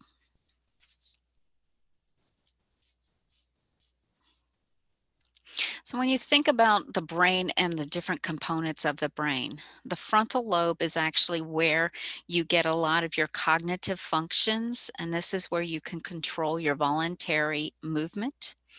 Whereas the temporal lobe is where we tend to process our memories related to the different senses that we have, such as temperature, taste, touch, movement. The parietal lobe is where we process information about taste, touch, and movement. So one is where the temporal is the memories associated with the senses, whereas the parietal lobe is where we bring and just process those different sense knowledge. The occipital lobe is where we tend to look at and process our vision. And then the other area that it tends to come up a lot in the research publications is the hippocampus, which is also larger bolded there. And that actually is the part of the limbic system that oversees emotions and motivation and your memory, associations with memory. So it's the hippocampus tends to be when it's overstimulated.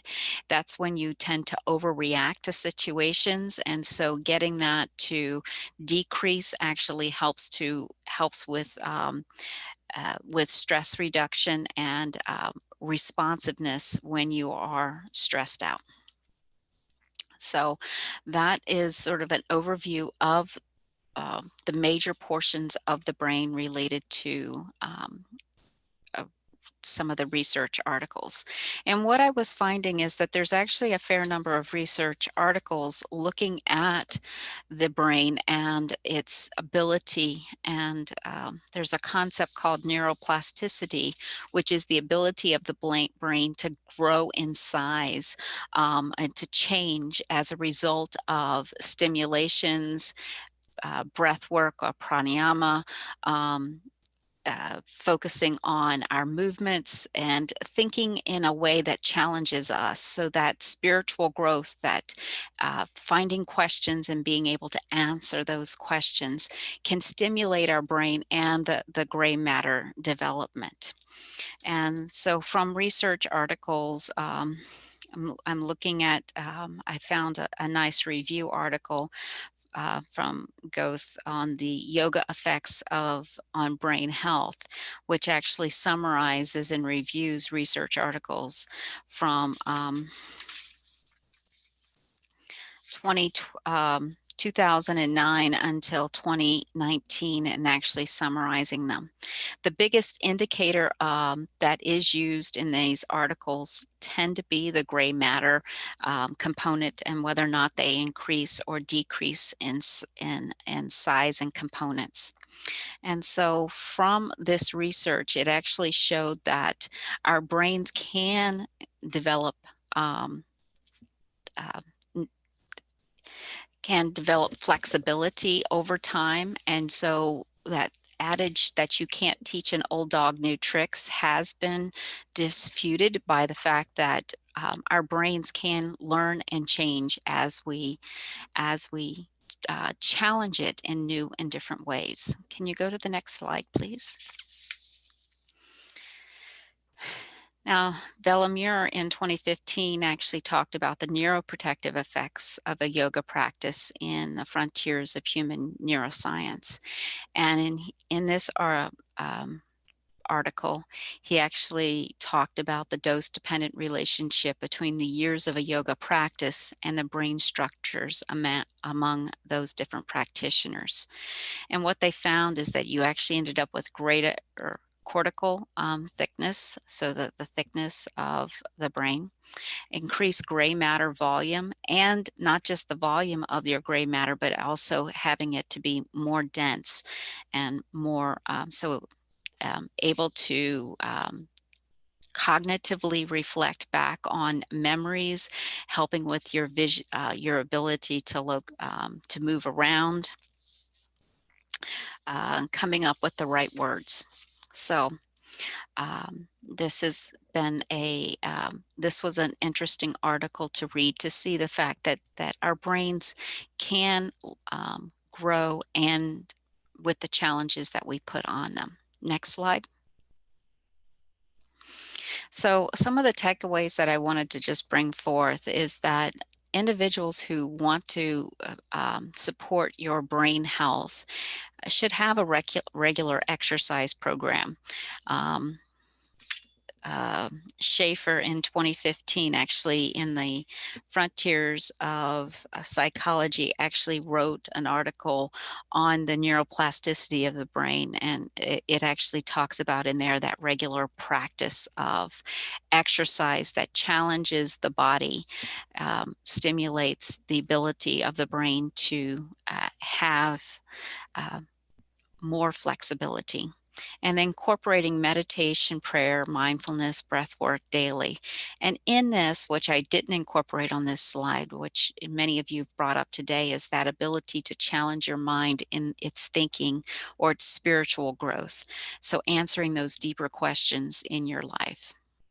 So next slide. So I want to thank you for allowing me to speak at this event and to present this overview of the brain neuroplasticity of recent research. Thank you.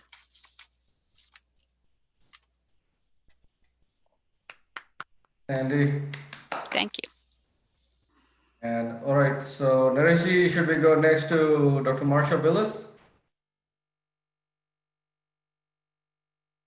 Yes, definitely. Hello, Marsha, are you there? Okay, Yes. Marsha, your presentation, you sent me from the iCloud and I was not able to download. So I might have your older one. I think I don't have that either. Or no, actually, let's see if I have it. Why don't you give her screen access? She can put it on herself. I think Marsha has screen access. Marsha, why don't you go ahead and share it? And in the meantime, I can read your intro. Hang on one sec, because I'm not sure. All right, let me give you an intro and then I'll figure it out. So Dr. Marsha Billis is a dedicated and compassionate family physician who has been successful at combining traditional and integrative medicine to reduce chronic disease and promote wellness. She was board certified in family practice in 1992 and is also certified in integrative medicine. Dr. Billis is also certified in yoga therapy by International Association of Yoga Therapists. She has been using yoga therapy and measured yoga therapy in her practice as an additional tool for assessing the health of her patients, both individually as well as teaching chair yoga therapy in a group for past 6 years. These treatments have helped many patients lower blood pressure, reduce stress levels, and improve blood sugar levels. Dr. Billis graduated from Michigan State University College of Osteopathic Medicine in 1989 and did her internship and family practice residency at Beaumont of Farmington Hills, Michigan in 1990 to 1992. She was also chief of staff at Beaumont Farmington Hills in 2003. She continues to serve as an associate clinical professor through MSU COM and an instructor at Oakland University William Beaumont Medical School. She thoroughly has enjoyed teaching medical students. Dr. Billis currently practices at the Beaumont Weight Control Center in Canton, Michigan, as well as at Envision Health in Novi, supervising the Medicare Wellness Program, doing integrative medicine consults, and in addition, using yoga therapy. Dr. Billis also serves as a chairman of board of directors of Lycan Yoga Institute, and she continues to teach and do research with Dr. Narayanan. She is very excited to be sharing these various modalities, which have been life-changing for her patients and also enhanced her life personally. All right, let me open your presentation. I have the older version, I think. That's But fine. That's fine. So good afternoon. Thank you. It is an incredible honor and a privilege to be invited to speak to such a wonderful audience from all over the world. And what an absolutely appropriate time for all of us to draw on the ancient wisdom of yoga and Ayurveda to promote healing and wellness, both in ourselves and our communities in the world. And also that we need to create our new energy just to navigate all of the changes that we're facing after having this pandemic. So as an osteopathic physician, one of the things that I was taught is to treat the body as a whole and to really spend a fair amount of time on spinal alignment. As a certified integrative provider, as well as a certified yoga teacher and yoga therapist, what I really appreciate is that we really get at the root causes of some of these health conditions. And as opposed to traditional Western medicine, instead of using one pill for every ill, we actually can take something through yoga techniques and actually improve multitude of things as opposed to just one health concern. So I was asked to speak on the application of yoga as a therapy modality in mainstream medicine. And I'm going to share some of the health benefits of yoga, as well as looking at the important foundations of health and ways that we can try to introduce yoga therapy into mainstream medicine. I want to share just a personal story. We can move on to the next slide.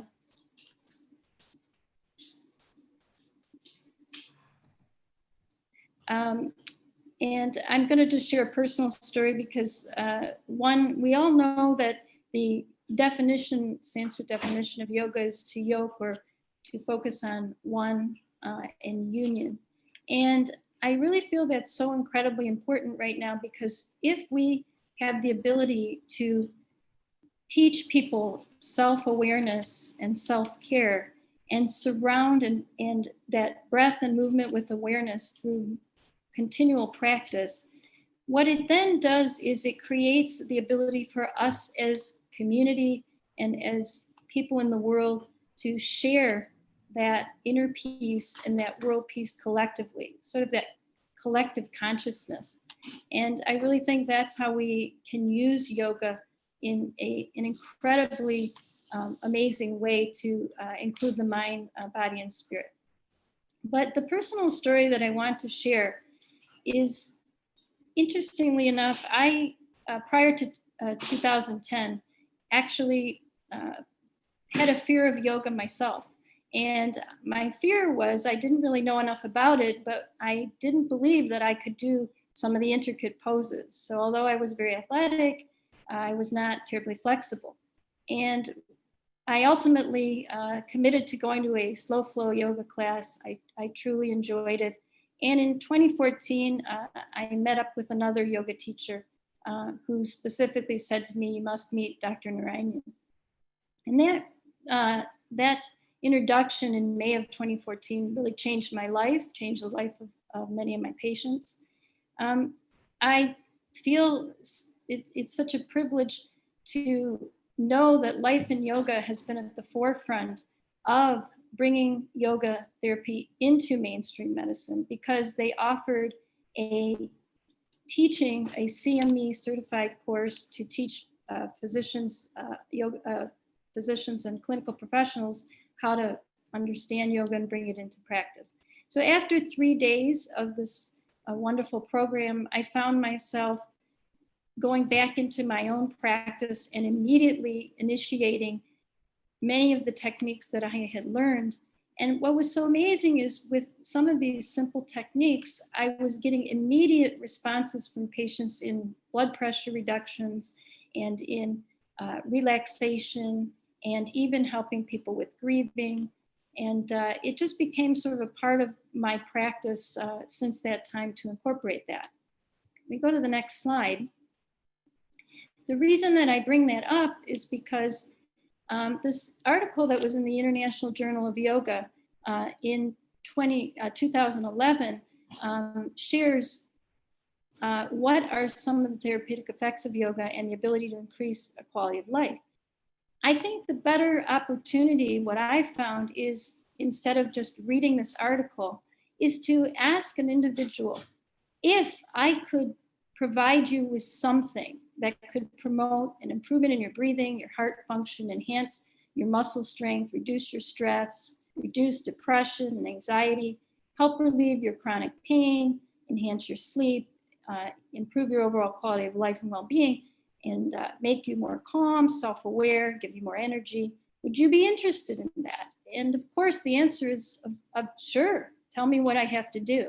And I believe then if we say to them, this is what yoga is, we'll have a better way of getting people to kind of be more interested in what is this potential concept and how it has so many benefits. Next slide. What is it that actually shapes the health trajectory? Well, as my colleagues have shared, that it's really this combination of genetics, lifestyle, and environments, and then how these things ultimately affect our epigenetics, the circumstances that we are exposed to, and that we can reshape our genes. And yoga is a very vital part of that. Next slide. So what are some of the foundations of health? Many of these ideas have already been discussed in earlier lectures. It is just critical that we have appropriate sleep, that we can do meditation, mindfulness, and yoga. We can find ourselves grounded and really connected to the earth and to others. Again, this is the perfect time for us to take on these types of thoughts. And we have the internal and external factors that affect that. So we have things from within us, as well as the external stimuli, environment, et cetera, that's gonna affect that. This connectivity is also at a greater level, the ability to make the higher connection. And that's really what yoga is about. We talked about nutrition, whole foods, proper use of good soil, and not just gut health, but digestion. That is a critical piece for individuals, as well as exercise or movement. But when you come to the top of the list again, when we look at stress management is the foundation of health, it's this connection with the nervous system and the ability to understand that we'll always have stress, but how we react to it will be the key in the reduction of chronic disease. Next slide.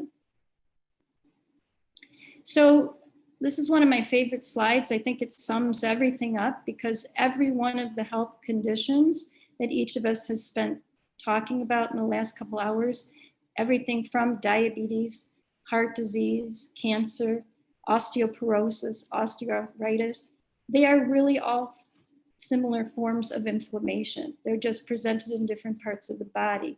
And so really what we want to do is, if a person has enough insults, then we strike that change in communication, which then results in an inability to heal, a disequilibrium, and triggers this inflammatory response, autoimmune response. And this is what we want to work on as what we want to get at the root cause. Next slide.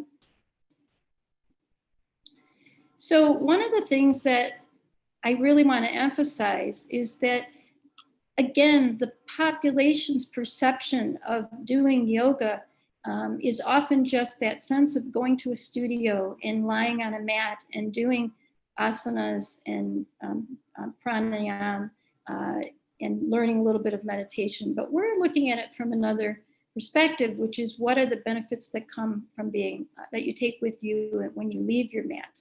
Again, we talked about how can we learn through this being calm and non-reactive, this relaxation response that Herbert Benson proposed as one option, and heart rate variability. All these things have been studied in great detail to show great benefit. And I will share with you one quick technique. Of course, when we look at being a physician, how can we bring it into mainstream medicine? One of the simplest things, I'll show you a slide in a minute, is really the connection with the vagus nerve. But when I first learned about prana, I thought pranayama really just meant breath. And what we know is that prana is really the life force. And you must have energy to have an individual do exercise and to choose proper foods. So again, communication, the electromagnetism, the energy, this is where we must start to intervene with patients. The last part of the slide says the benefit of yoga, which we've proven through the Life in Yoga Institute, is that when you take what we've been doing is bringing the information, thanks to Dr. Narayan, into medical practices and corporations. And what you can show is that through the measured yoga therapy, we increase the productivity in work settings, which again has a massive effect on cost and health. Next slide. So this is the slide, of course, to explain that this amazing, large, intricate nerve, the vagus nerve, creates this mind-body connection. The brain-gut immune response, the ability to connect with the kidneys, the reproductive organs, the digestive process, the regulation of the heart rate, promoting calm, and promoting relaxation. This is the part of the body that we can send the message to through yoga therapy and get the outcomes that will change the patient's trajectory of their health. Next slide. We know that these opportunities would result in a much more effective, cost-effective approach, fewer side effects. And what I really like is the ability to empower the patient. You're allowing the patient to find the techniques from within to be able to improve self-care and self-awareness. And these other conditions, each of them, there are different techniques that we know of that will help each condition.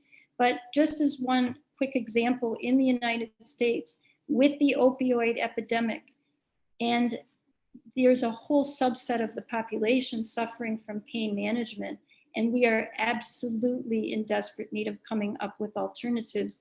And of course, yoga and yoga therapy will be the absolutely at the forefront of care. Next slide. So this is, I'm not going to go into much detail. This is just a picture, an example of measured yoga therapy. We can track the stress of the system, the energy within the body, and the balance of the organ system balance. You can go to the slide. What it's showing is this is a pre and post slide of pre and post treatment. This is another version of what measured yoga therapy can share with us. And I'm coming to the last couple slides, but one of the things that I think has been one of the most amazing findings in hundreds of patients now is the fact that if you look at the chakras and we think of these 7 centers of energy and the connections, communication, as Dr. Narayan said, it's all about communication. So if we can introduce a breathing technique, a prolonged exhalation is one example to induce relaxation. Any of the techniques, there's a multitude of them, but in particular, the vibrations, the bija mantras, when we look at pre and post readings, we find a tremendous impact on a multitude of body systems. So again, we're not just treating one piece of one's health, we're treating the system as a whole. And we are able to either clear or open these channels that really tie in with patients' emotions. Because that's really, until you can open up those nadis and those channels, it is often very difficult to, again, produce healing in other body systems. So, for example, I had a patient, 63-year-old woman, that she had had some bariatric surgery and had had a history of hypertension, which did not completely resolve after surgery. And so we had her come in. We did a couple techniques. We have been looking at a neck exercise with breath, a side bending neck exercise in 10 repetitions. And we were able to bring her blood pressure down by over 20 or 30 points. But then checked pre and post, we noticed a significant change in reduction in stress level and increase in energy. Next slide. I just wanted to point out that Harvard is a very prestigious organization, university, also published in 2015 a publication that really was applicable, particularly where I work in the field of obesity, just suggesting again that this ancient practice is very popular no matter where you live, whether you're in an ashram in India, you're in the New York City, Times Square, and just in the privacy of your own home. The yoga health benefits go way beyond the mat and may even include things that will extend to the kitchen table, decisions and mindfulness in decisions that people will make in regards to their choices in their diet and exercise and weight. Next slide. So the final thought on my part is, how can we change our perspective and our perception of what we can do, what impact and what role can we play when at this particular time, our world is just in so much, it needs the idea of needing love, universal love, compassion. And how I see yoga is really when you teach someone, again, what it really is, breath and movement with awareness, and tapping in from grounding to higher levels of connectivity and mindfulness. The yoga itself creates self-awareness and self-care. The prana, which is the life force, creates energy. And by planting simply these seeds of repetitive practice, we get ourselves to be more mindful. We have a higher level of collective consciousness, the energy we create and have and share with each other. We create love, joy, harmony, balance, inner peace, and ultimately gratitude. And this is, to me, what really yoga is. And I think it's up to us to start to make these changes so that we deliver this information in the places in most need. And we have. We're beginning to teach yoga therapy in medical schools and to medical professionals. I feel, again, Life in Yoga has been on the forefront of that journey, looking and integrating the body as a whole and allowing us to adopt the Western and Eastern philosophies to really customize the care of our patients. It's still an individual approach, but one that I think has made a tremendous difference. So I want to thank everyone, my colleagues, thank Mal and also Naresh for putting together an incredible program, Dr. Narayan for all of his mentoring. And in tradition, we would put our hands together. And I have found that even this, using the hands together, putting a little pressure on the palms can lengthen the spine.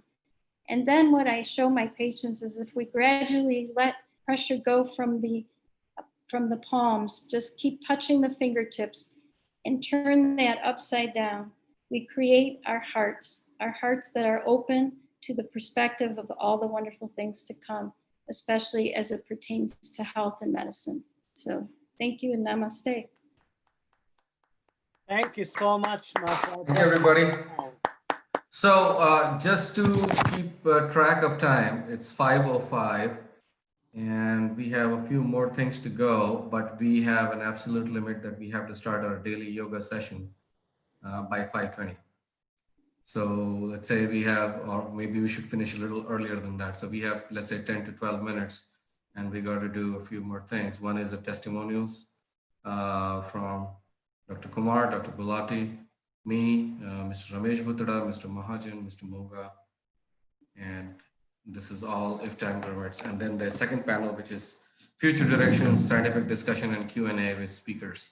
So Nareshji and Dr. Rajan, please guide me. What should we do? What should we be doing? Dr. Narayan, should we have question and answers or should we have testimonials? I think we only have time for one. Well, let's have some questions first, and if time remains, then we'll give Amit to read one testimonial. Yes. All right. So the panel is open for questions. From the panelists. Yes. Who wants to go first? If nobody has a, please go ahead, ask questions, unmute yourself. But I will initiate a question which I asked Dr. Salwan about the insulin resistance and its role in Alzheimer's. And he wrote me an answer, but you should listen from him directly.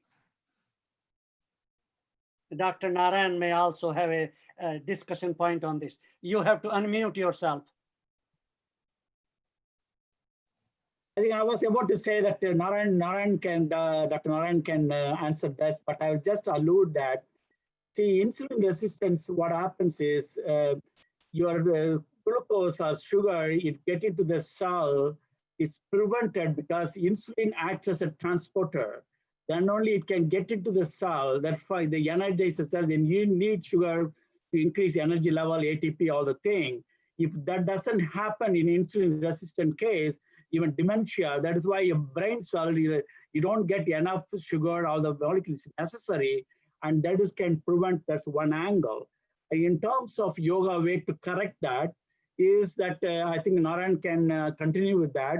Number one is increase your circulation, that is your body movement through asanas, and then breathing, like Dr. Marsha beautifully said about the prana, that is, it's the energy flowing, it's important, which Narayan can says a lot about it. And then also increase the circulation. Your circulatory system has to increase.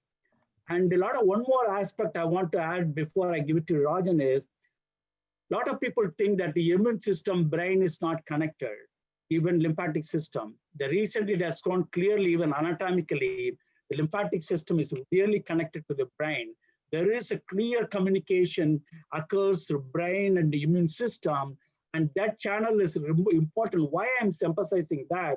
The lymphatic system is only removes, it gives the energy molecule, blood circulation, and also removes the toxin from your places, like your brain. Unless you remove the toxin accumulation, then only you can bring your proper functioning. With that, I'll leave it to Dr. Rajan to continue. Okay, so with respect to this insulin resistance, the best way for me to characterize it, in Germany, in Munich, there is a physician, he was formerly an academic faculty, who actually now works with what he calls it as matrix therapy. It is really a massager that oscillates between 8 to 12 hertz. And with that, he has been able to cure a lot of people. The book he has written, and I actually spent 3 days with him in his clinic. The book he has written, he shares about how there is a lot of communication happening in the body through vibration of the cells. Body becomes unhealthy when the rhythm of the cell vibrations goes haywire. And so it is very interesting. The body oscillates, the cells oscillate at 8.3 hertz. And that is the same oscillation rate of the Earth itself. At any given point in time, there are like 8.3 lightning striking the Earth at some place or the other, and the Earth oscillates, shivers a little. And we made out of that, we too oscillate in the same way. When there is a complete oscillation cycle that is the same along the body, communication takes place. And in his view, he calls it as intracellular communication that is happening through the process of oscillation. However, however, what has happened is, in his view, when Vershaw, started with, the cellular dynamics and all of that, later on, the molecular biology started going deeper and deeper into the cells rather than looking at how cells were communicating with each other. And that is where something got lost. And what we do in terms of improving insulin, we are testing now insulin resistance, is whether we can bring back the correct oscillation or the vibration whereby the communication is restored. And we are using one particular mantra at this time for that. Once we have more results, I'll be happy to share with you. At this point in time, I've been able to apply it to only one person, and I'm watching with very interestingly, it is improving day by day. And sooner or later, I'll be working with more diabetic people with that condition. And we'll, at that point in time, we'll be in a point to share with more people. Okay, actually, let me suggest the following.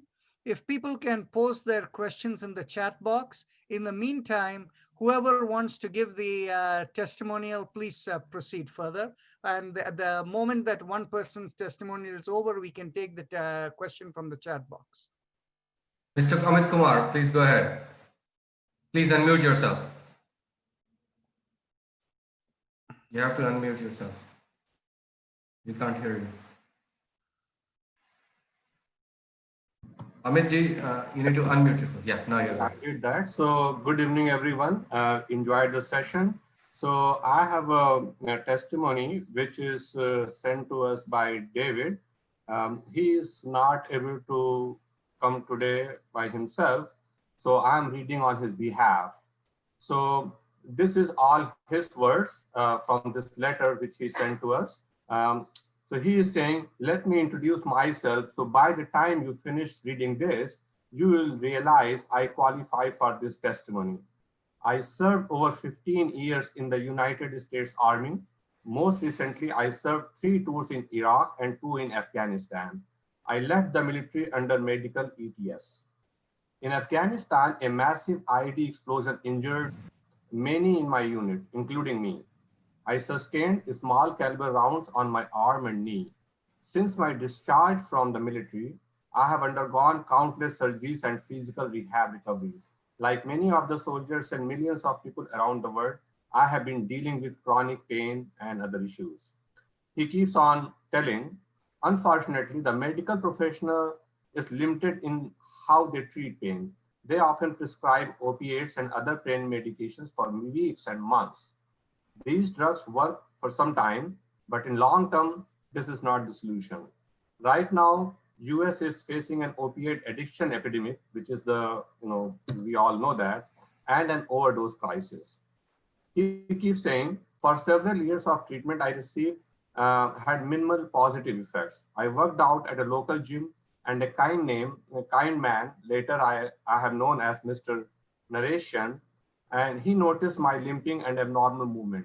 We talked several times about my history of injuries, and he offered treatment known as Dr. Guptas Aquatic Yoga for chronic pain to heal the underlying cause of pain and injuries instead of masking the symptoms, which OPI does. Dr. Gupta sat down with me and discussed things such as meditation, aquatic yoga, breathing techniques, and dietary solutions. I followed his program, and results were not only unbelievable, but welcomed. The resiliency of brain and joints have improved drastically just after 3 or 4 weeks of aquatic yoga technique for 30 to 60 minutes a day. The planned surgeries at VA facilities have postponed indefinitely. So that's the big point. He does not have to go through any of the surgeries. He keeps on saying, I suggest that all VA and civilian people with war or accidental injuries and pain to body and joints should consider using this simple and affordable technique. Dr. Gupta's aquatic yoga for chronic pain for few days to weeks. I'm happy that I met Dr. Gupta, who has an enormous passion for healing the joints, relieving joint pain. It is admirable and worthy of appreciation. This technique must be examined for the opioid epidemic and opioid addiction and chronic pain management for all the people. So thank you so much. That concludes his testimony. Thank you. We see 2 questions over there on the chat box. Can yoga help with obstructive sleep apnea in an adolescent with tonsils and adenoid hypertrophy and insulin resistance? My answer is possibly, but until we work with the case, we don't know the answer. The next one is, what is your experience about regenerating knee cartilage? The orthopedic physicians say it is not possible to regenerate the cartilage, and then the patient needs knee replacement surgery. Thank you. Actually, is Mohan still there? Mohan, would you like to speak on your meniscus tear? Mohan? I see him right over there. Actually, Yeah. yeah. Go ahead, speak. Yeah, I had a tear while playing sports and stuff on my right knee. When I went to the orthopedic surgeon, he recommended surgery. So I basically didn't go with the surgery, took the yoga path, talked to Narayan, and he recommended a few things to do with the breathing and generally doing a few things related to that. So over a period of time, it slowly recovered. And now I'm back to playing sports, including like volleyball pretty actively. So it's like just through the yoga and the meditation and focusing on that specific area with, things that Narayan recommended, it healed well. Thank you. Actually, you realize that meniscus tear is actually a cartilage tear, where a part of the cartilage is chopped off. And so that regrew over there. So Selvan, please take over. Yes, in fact, I can vouch what Morgan was saying. In fact, when I was at Jefferson faculty 2012, I had a meniscus tear. And then that's why I had to go for, I really fixed that one. I completely agree. Through yoga practices, you can fix it. It happened in my left knee. Again, I was asked for go for surgery, all the thing, which I did not go. And I completely agree with him. And it is possible to correct yourself. Yeah. Devji, would you like to speak up, or anybody else who wants to give testimony while more questions come up? I will happy to speak. Go ahead, Devji. Thank you. I am 84-year-old now, and about 30 years ago, at the age of 51, had an open heart surgery where 2 of my arteries were found blocked 95% and others to 70%. Over the years, 3 times stents were added to keep me going. 2 years back, during a checkup, I was told that there is a lack of blood supply to my heart in some area, but there is no room now to add more stents, etc.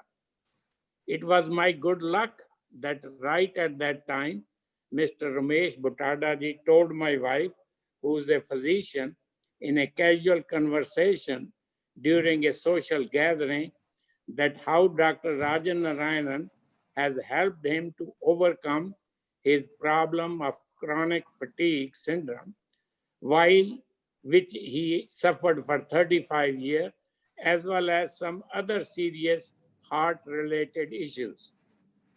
Within few days of that conversation, Dr. Rajan Narayan happened to visit Houston. I got examined by him through his BioWell techniques and was told to do 2 practices: 5 minutes of breathing through my throat called Ujjayi Pranayama, and 20 minutes of meditation with Im mantra, twice, morning and evening. At the time of my examination, I was facing 3 big issues: hiccups or belching, more so at night, could hardly walk 4 or 5 minutes without pain under my arms, and weight gain due to water retention. After doing these practices for about 7-8 weeks, my hiccups were gone and a slight improvement in my walking. To make my story short, within 4 months, I could walk 45 minutes to an hour and my weight started improving. Along with that, during that time, I stopped baclofen for my hiccups, Turmeric for water retention, Hyzer for blood pressure, and a Nora inhaler for my breathing. In other words, 3 medicine and 1 inhaler was eliminated. For me, it is a real life-changing experience, and 20 minutes of daily meditation twice and Im mantra proved to be my lifeline.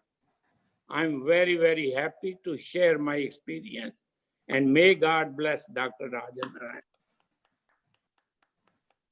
Great. Thank you, Ji. Wonderful. So it's 5:31, Dr. Rajan. Please suggest what we should be doing. I think it's time to close. All right. So thank you all for participating. Nareshji, Thank you. please. Thank you all. Thank you, Dr. Narayan, for giving this support to me and to all of us. And we cannot express our words of thanks to all the attendees. Thank you so much. Look forward to do the same or better next year. Thank you. Thank you. Thank you, everyone.